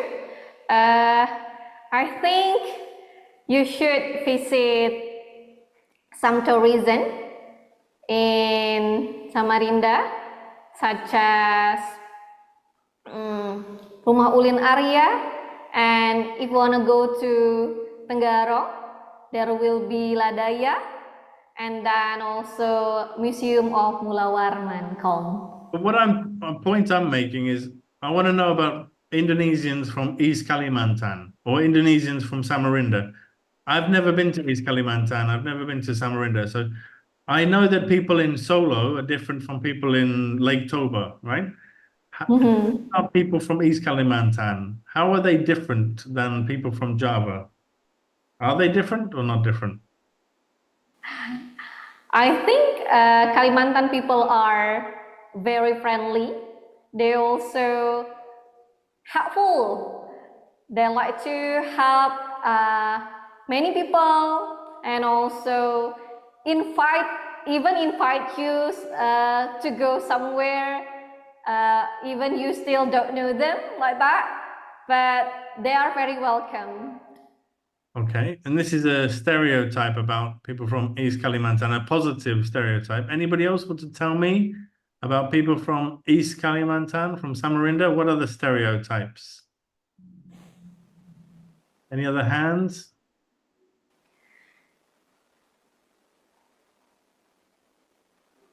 Yeah, okay. Tell me about people from East Kalimantan. Okay, I would like to try. Actually, we are very heterogeneous. There are so many people in here. Also, they are from Sumatra, Java, etc. And no worry if you wanted to go if you want to go in East Kalimantan, like the host say that we are very friendly. There are so many food here, traditional food, and also maybe if you like to. Mungkin Ernie can explain about because she from pariwisata office, and the important thing is if you like to ekowisata, like to forest or we can say petualangan. What do you call it? Thank you. I'm going to stop you because adventure. It is very good to go to in East Kalimantan. So we cannot inviting you to East Kalimantan. I like your point on the people. I just want to talk about the people, but later you can give me some tourism suggestions too. And I see another hand from Ahmad Badwi.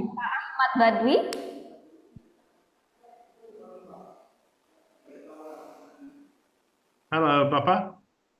Yes, can I speak now? Yes. Yeah, sure. Yes, thank you.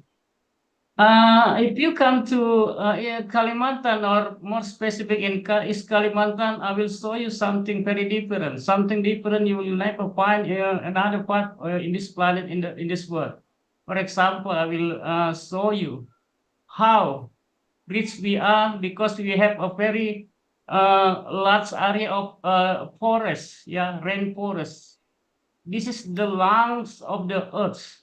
So I will show you to help. Please help me. Please, the world, come to me. Help us to preserve these natural resources, because this is as the lung of the earth.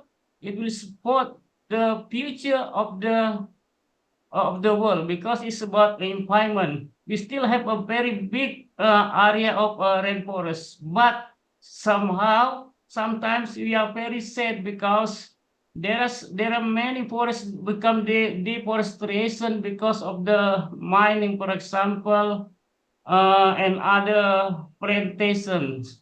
So we have people from the other people from outside of East Kalimantan or Indonesia come to support us, to help us maintain this not only for East Kalimantan or Indonesian legacy, but for the world, because it's very important for the maintaining the world in the future. And also we not only have any natural resources and also forest, but we also a very beautiful culture you will never find in other places. For example, we have a Daya culture that still maintain their what we call traditional dance, traditional food, traditional daily life.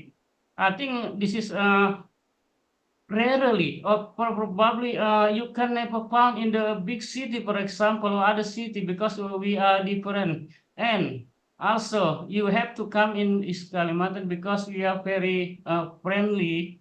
We are welcome other people to come here to live, to see how we live.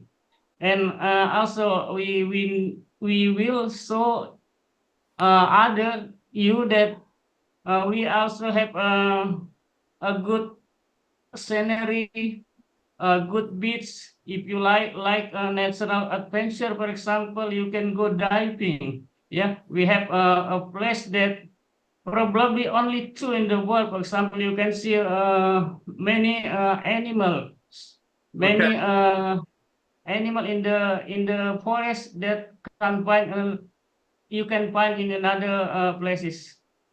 That's all. This is my first time speaking English for a long time. Thank you. Oh, that was really good. Now, I want to make 2 points, then we're going to go to Z. But the point I want to make is that I listened to you carefully. And you've got to be good at listening carefully, all of you. Because if you listen carefully, you can pick up on things that you have in common, or things that now I could be friends with you. I know I could be friends with you. Even though I'm British and I'm English and you're from Kalimantan, I've never been to Kalimantan.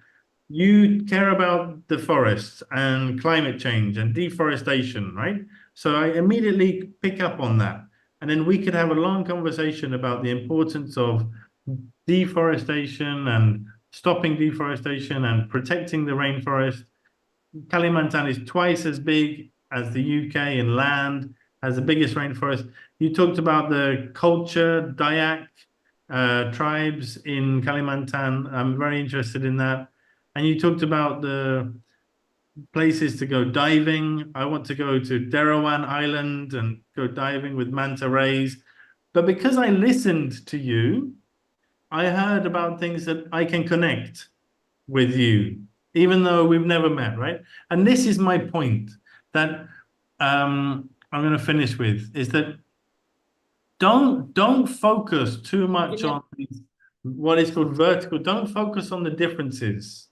Like, oh, you are Indonesian, I'm British, right? Yeah, we have differences, but we have this, what I call horizontal, things that we have in common. We have many things in common, yeah? These are just examples. We actually had more interesting things in common. We were interested in culture, we were interested in protecting the forest, and we were interested in natural beauty, scenery, diving, things like this, yeah? We might also be interested in things like football. We might both be working in a similar area. We both might like things like pizza or coffee, right? So the last point I wanted to make, and now we're coming over to Z, is that when you meet people from any country, listen carefully, ask them questions, and then identify things that you have in common. And that is a good starting point for building relationships. So let's go to Z. This is Z. Z's been very patient in waiting for me to get to this slide and to hand over to her. I'm going to talk to Z, and I want you to talk to Z, because you're hearing from me. I'm a British person, right? But you're going to hear from Z, who's an Indonesian. She has a lot of international experience. and she's going to share with you now some of the things that she has, some of the skills that she's developed and some of the tips that she has in order to help you improve your own international communication skills. So let's stop sharing and I'll ask Z to come and join me. Hi, Z. Where Hi, are you? Z. Hi, Colin. Thank you. And hi, Ibu Hermi. Hi. Selamat Hi Z, pagi. selamat pagi, good morning. Good morning and selamat siang for those in Eastern Indonesia, I think. Yeah. Ibu Hermi, would you like to kind of start with an introduction, or me and Colin will just have conversation? Let me introduce you first. Okay. All right. Next, our second speaker is a super woman and also an amazing visionary, Ms. Zahnur Rofiah. She has 20 years experience of teaching English and communication skills and curriculum development in Myanmar, Indonesia, and also Sudan. She also has more than 7 years experience in volunteering, teaching, and coordinating capacity building programs for underprivileged youth in Indonesia and also Myanmar. Moreover, she has more than 2 years experience in mentoring and conducting research on sustainability and education in fragile contexts. She graduated from Gajayana University Malang for Bachelor's of English Language and Literature in 2003 and graduated from University College London, UK for a master's degree, Educational and International Development in 2022, and she also took CELTA in 2012. Please welcome Ms. Zahnur, Ms. Z. You have 30 minutes. Time is yours. Thank you. Thank you so much. First of all, I'd like to say thank you to Ibu Nina and Ibu Hermi and also Ibu Badi Zulfa for organizing this amazing meeting. So I have worked with government officers in Sudan, in North Africa, and in Myanmar for quite a number of years. But this is actually my first time talking with government officers or ASN in Indonesia. So I'm very happy to be here. So I didn't really plan presentation. So we're thinking that Colin will ask me some questions, but if anybody wants to ask questions, please you can tell Ms. Hermi or you can drop it in the chat. So just a quick, what do you call it? Kind of background. So I'm from Blitar originally, that I'm the neighbor of Ibu Badi who organized this event. And the same, I think Ibu Endang mentioned about how hard it was to learn English. I also come from very small town in Blitar. Nobody spoke English where I am. So I didn't speak English until when I was 18. So for me, it was also very difficult to learn English. And then I just traveled around and Colin. So Colin has been in Indonesia for 12 years, right? So I am the opposite of Colin. I've been living in other countries for 12 years. So in 2012, when Colin went to Indonesia, I went to other countries. So I started with Myanmar and then go over. Now I'm back in Blitar, but my work is online for Myanmar America University. And I travel as well. Okay. So Colin, maybe you want to start, and then if the other have some questions. Saya juga bisa ngomong bahasa Indonesia, kalau mau nanya pakai bahasa Indonesia, bahasa Jawa juga bisa, bahasa Kromo juga bisa. Thank you, Miss. Let me ask you a question from a participant who sent me. What are some effective ways to overcome the fear of making mistakes in English, Miss? That's a good question.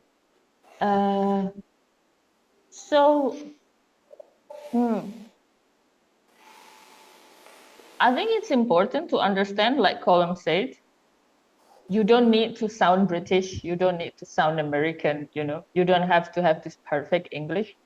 And for English speakers out there, actually, they don't care if you make grammar mistakes.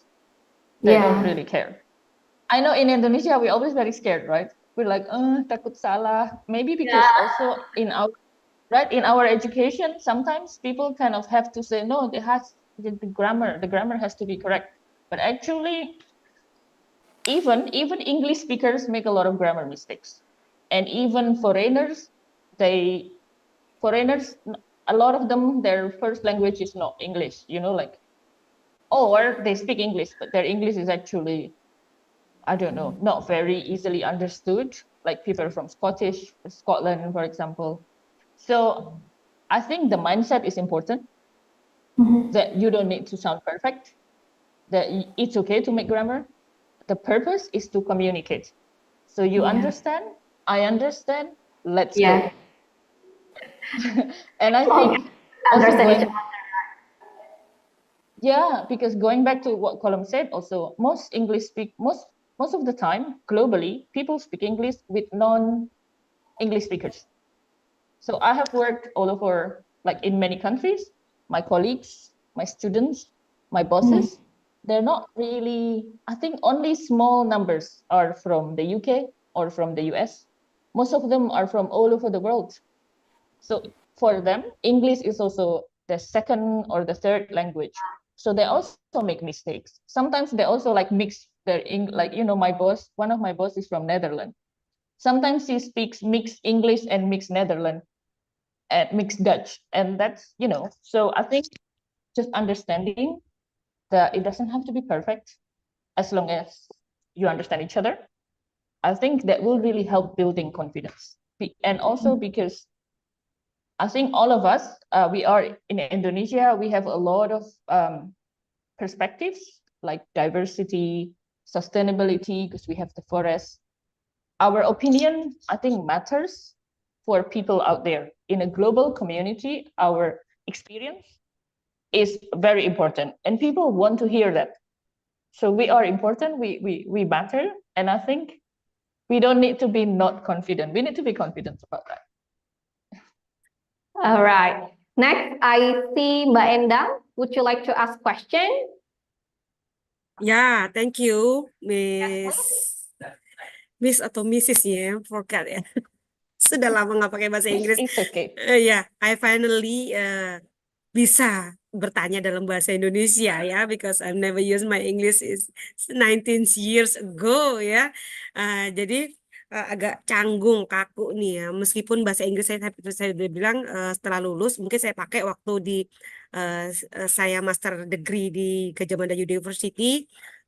Saya nggak ngerti bahasa apa maksudnya pelajarannya, tapi saya tahu buku-bukunya pasti menggunakan international book ya, pasti dia menggunakan bahasa Inggris. Itulah yang sangat membantu saya ketika saya menyelesaikan I finish my master degree di Gajah Mada University. Nah, pertanyaan saya memang pada saat sekarang di ASN kita nggak terlalu banyak menggunakan bahasa Inggris. Cuman untuk profesi seperti kami Widya Suara itu kami membutuhkan kemampuan bahasa Inggris ketika kita menggunakan karya tulis ilmiah, menggunakan jurnal internasional gitu kan. Biasanya kami mengajukan apply ke luar kemudian menggunakan bahasa Inggris. Cuman permasalahannya adalah language-nya itu different antara from one country to another country itu have many apa ya, slang language-nya juga banyak, ini banyak. Jadi pengajuannya tuh kadang sering tertunda karena itu gitu loh. Nah, itu bagaimana tipsnya itu atau penulisan ilmiah kami ini loh untuk bisa mentranslate-nya ke bahasa Inggris dengan benar. Kalau misalnya kita menggunakan translate Google itu juga ada beberapa grammar and vocabulary-nya itu yang tidak sesuai gitu loh. Nah, itu yang kesulitan kami. Nah, yang kedua adalah ketika kita mau apply to scholarship tuh untuk yang ASN ini sepertinya a little bit difficult to pass the TOEFL.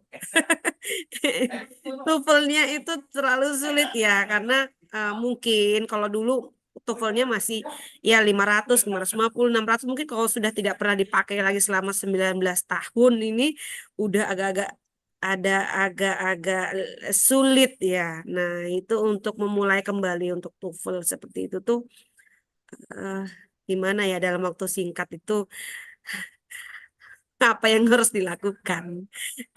Dan Satu lagi mungkin agak, tapi ini untuk Mr. Kom ya. You said that you said before that you have not been to Kalimantan, so please come and visit us. We will bring you to susur sungai using bentong. Maybe Hermi will explain about bentong ya susur sungai. I think that's all, Z. Thank you, Z and Mr. Kom. Oh, thank you. So actually, I have never been to Kalimantan also. So please invite me next time also. We will invite you. Susur sungai juga. Yeah, sama.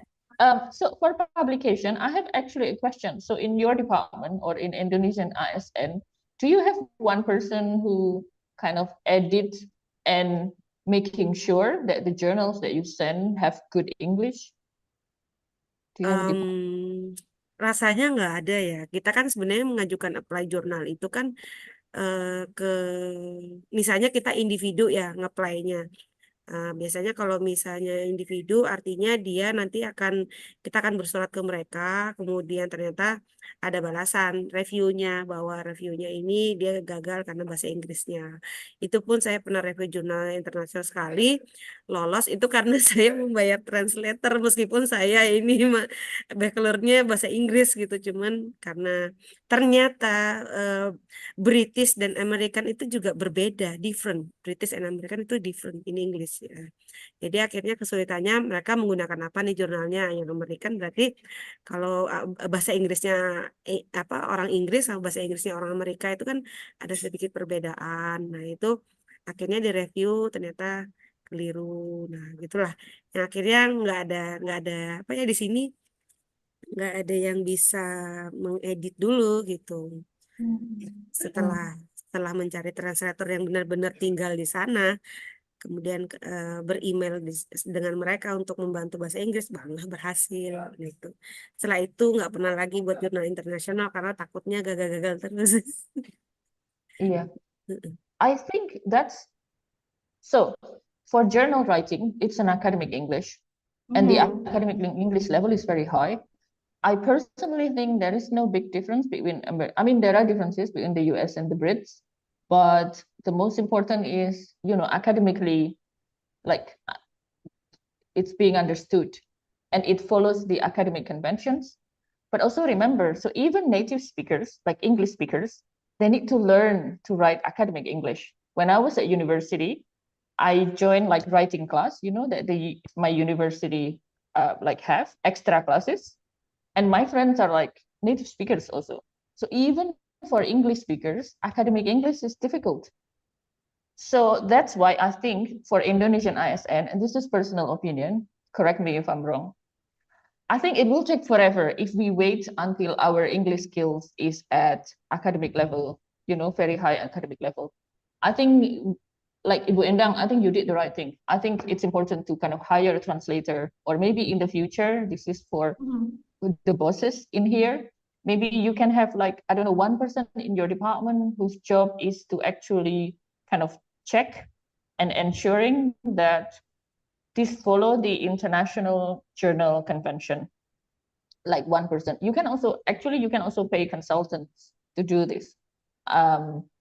But yeah, I think waiting for our skills to get there, I think it's going to take time. Also, I think it's better if Ibu Endang, for example, in your time is used instead of taking so many English classes. It's better if you use your time to, to do the journal, to do the research, because you are Indonesian. Your research is in Indonesia. Like foreigners can't do that, So I think just divide the division, maybe divide the task. So that's my personal opinion. And then Ibu Endang, you asked about bagaimana bisa nilai TOEFL naik dalam waktu singkat ya. Actually, I don't think it's possible to do it dalam waktu singkat. I think if you want to improve bahasa, I mean, you can take courses, right? You can take like TOEFL courses, IELTS courses. But in my opinion, when you take courses like this, so for example, your English level is already intermediate, and then taking courses is just so you are familiar with the system. So maybe you can get slightly higher score because during the test, you're not panicking. You already know the system, you already know the type of questions, but your English level it takes time to improve your English level. I think generally for one level is about 1 year, maybe slightly less. Maybe Colm knows more about this. But Bu Endang, so which one are you concerning? Which skill are you worried about? Is it the speaking, the reading, or the writing? The writing. Okay. How wants to add? Yeah, go on. Sorry, I didn't see your hand. Just on that, I mean, we're going to share some slides at the end of this presentation. I might put a link in the chat in case anybody has to leave quickly. 3 quick things. One, and I've been saying this for a long time, but not to you, but one thing I think Indonesia has some very good language centers in universities, and I work with them. Let's strengthen the language centers so that they can be good not only at general English, but also academic English. As Z said, even in British universities, I used to teach academic English in the UK, for students who are studying in England. So we need to build that capacity. And one way that could be done is that these universities could have partnerships with universities in the UK. There are foreign universities setting up in Java. There's a new one coming in Bandung, which is a Deakin University with Lancaster, Australia, UK campus. Monash is already here. Maybe you'll be inviting a foreign university to set up in East Kalimantan or in Nusantara. And then there's lots of things we could say about improving your writing, using AI. We don't have time today, using like ChatGPT and other tools to improve your academic English and your writing. Yeah. Interesting questions. All right, thank you. I see Pak Badwi. Would you like to ask a question, please? Thank you, Miss Edmi. First of all, let me introduce myself. I'm Ahmad, a civil servant in Education Department in East Kalimantan. Secondly, I will say thank you so much for BPSDM, Human Resources Development Department, for this program. I think this is the first time the material presented in English.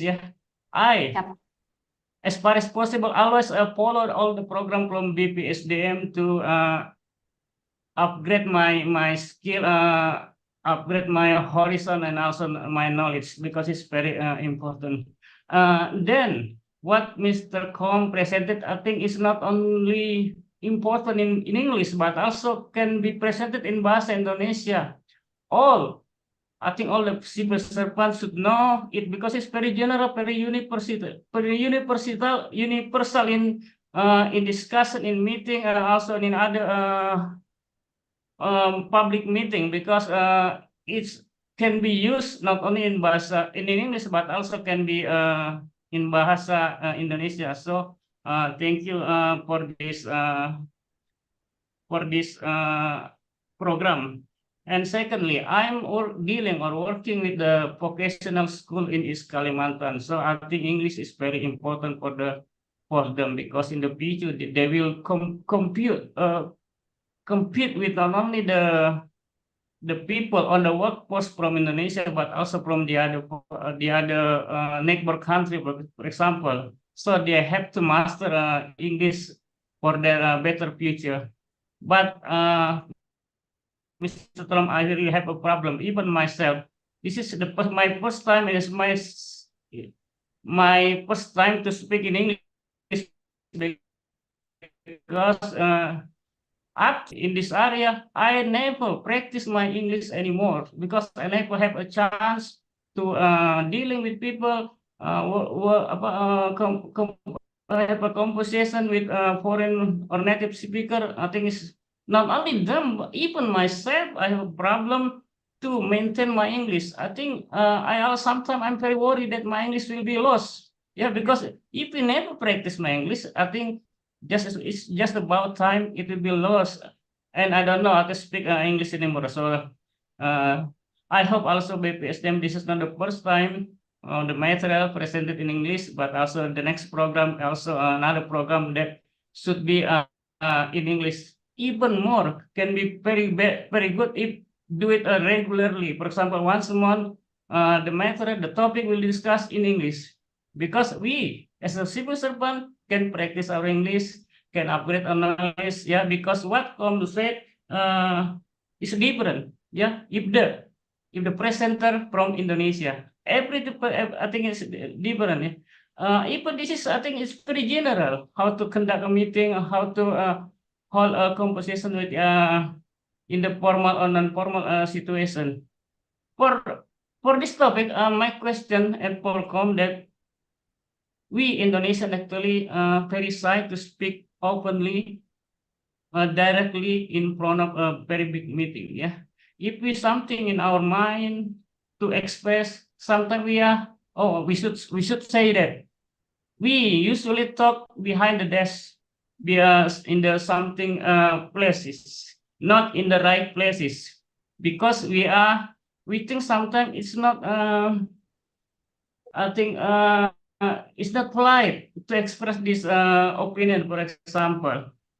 And our boss, for example, our leader will be make something not good for us if we are very truth about something. That's our problem Indonesian, because sometimes we pretended sometimes in the meeting, just say, hey, yes, just not actually want to express our true argument, our true expression, our true thinking in the meeting. That's all. Thank you so much for this program. Thank you, Pak Bandi. Thank you very much. I want to invite Z to come in and comment on that herself in a minute. I just want to respond very briefly, and I'm aware of time, so I don't want to go on over too long because you will have work to do. But I wanted to say on that particular point, or three things. One is that communication skills and negotiation skills can absolutely be studied in any language, in Bahasa Indonesian. So the negotiation skills content could be translated. I think one of the issues that you talk about at the end about people being afraid or don't have an opportunity to practice is a very important one. There's two things I wanted to say. One is a general thing, is that accuracy comes through fluency, not the other way around. So you need to practice, use English in order to improve, to get better. But you need to create an environment that enables people not to be afraid in school and at work. So both in school and in work, the teacher is put at the top, or the boss is put at the top. I know Indonesia has a culture with a lot of hierarchy, and people are sometimes a little bit afraid of making a mistake in front of their superior or in front of their boss. So first of all, bosses need to encourage their students or their staff to speak up and give them the power, give them a voice, and not be afraid and not criticize them. So empower their people below them. And then the people below should, take advantage of those opportunities, or whenever they have an opportunity, to kind of give their opinion and not be afraid of making a mistake. But I'm sure you will continue to have to be careful that you are respectful to your superiors always. Z, do you want to say anything in response to Bapak Badwi's comments?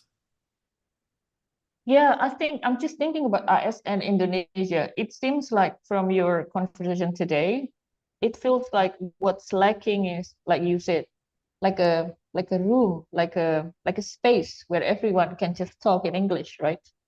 So I think maybe moving forward, as an institution, that's something that we can do. I don't know, have like conversation club somewhere. I mean, we have Zoom, and this is amazing. So we can use Zoom, and maybe every few months you can have like a meet-up conversation. I mean, me and Pom would be happy to visit and just have conversation classes, something like that. So that's from the institution, but I think from individual level, you can use technology. Technology is so awesome now. So my friend who is an English teacher use AI now to check their pronunciation. Mm-hmm. So maybe if you don't know AI, ask your children. I'm sure they know. Ask the young people, they will know how to use AI, artificial intelligence, to improve the English, Duolingo is good. Learn English British Council has really good free like self-study programs. So my suggestion is basically use technology, because the key to improve English is immersion. That means listen in English, speak in English, read in English, talk in English. So everything in English.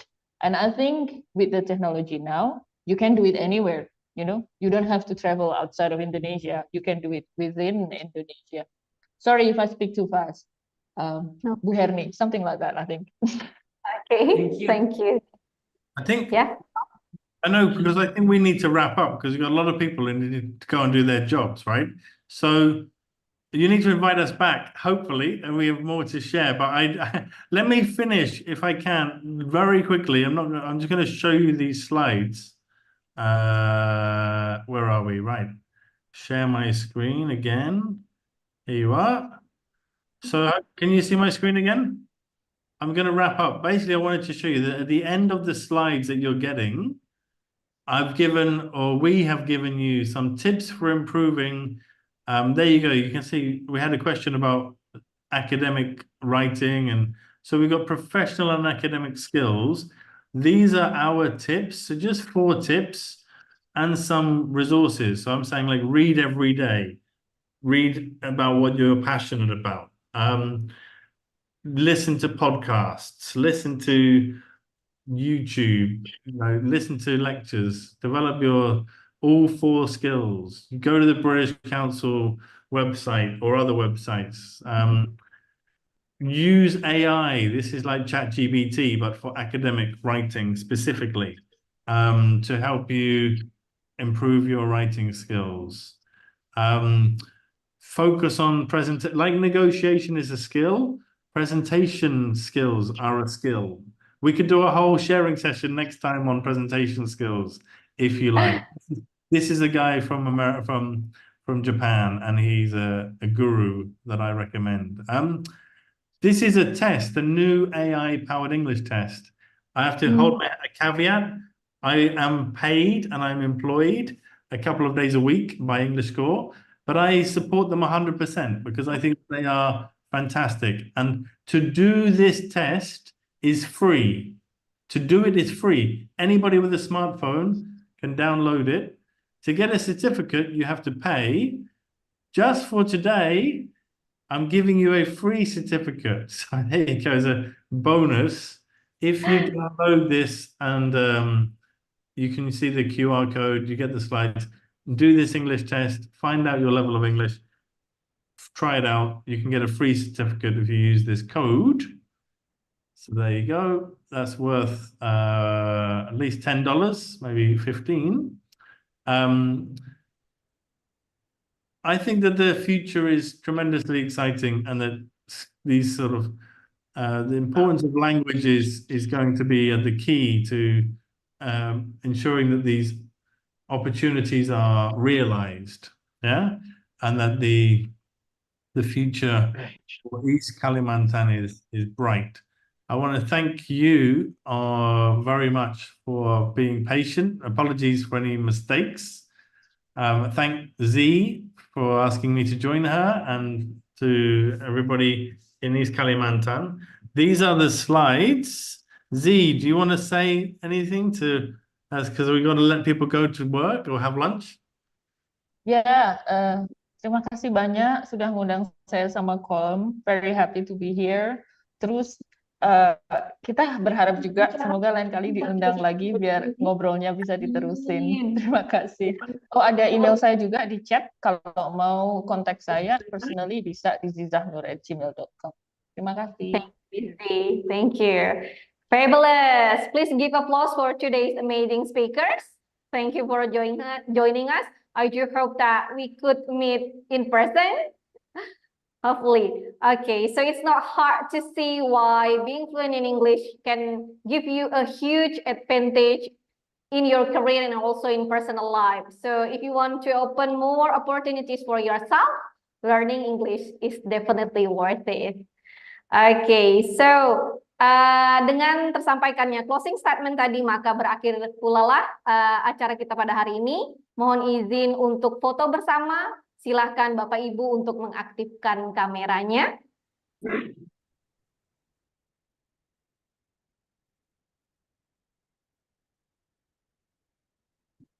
Baik, kita akan mulai pengambilan fotonya.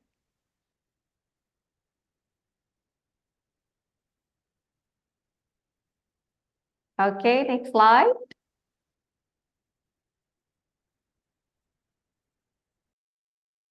Oke, next slide.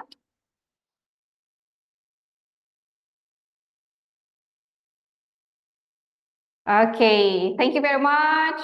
Izinkan saya untuk menutup dengan pantun. Seorang anak yang dinanti, datangnya dari orang tua yang baik hati. Selesai itu sharing session kali ini. Terima kasih dan semoga bisa memberi arti. Wassalamualaikum warahmatullahi wabarakatuh. Thank you.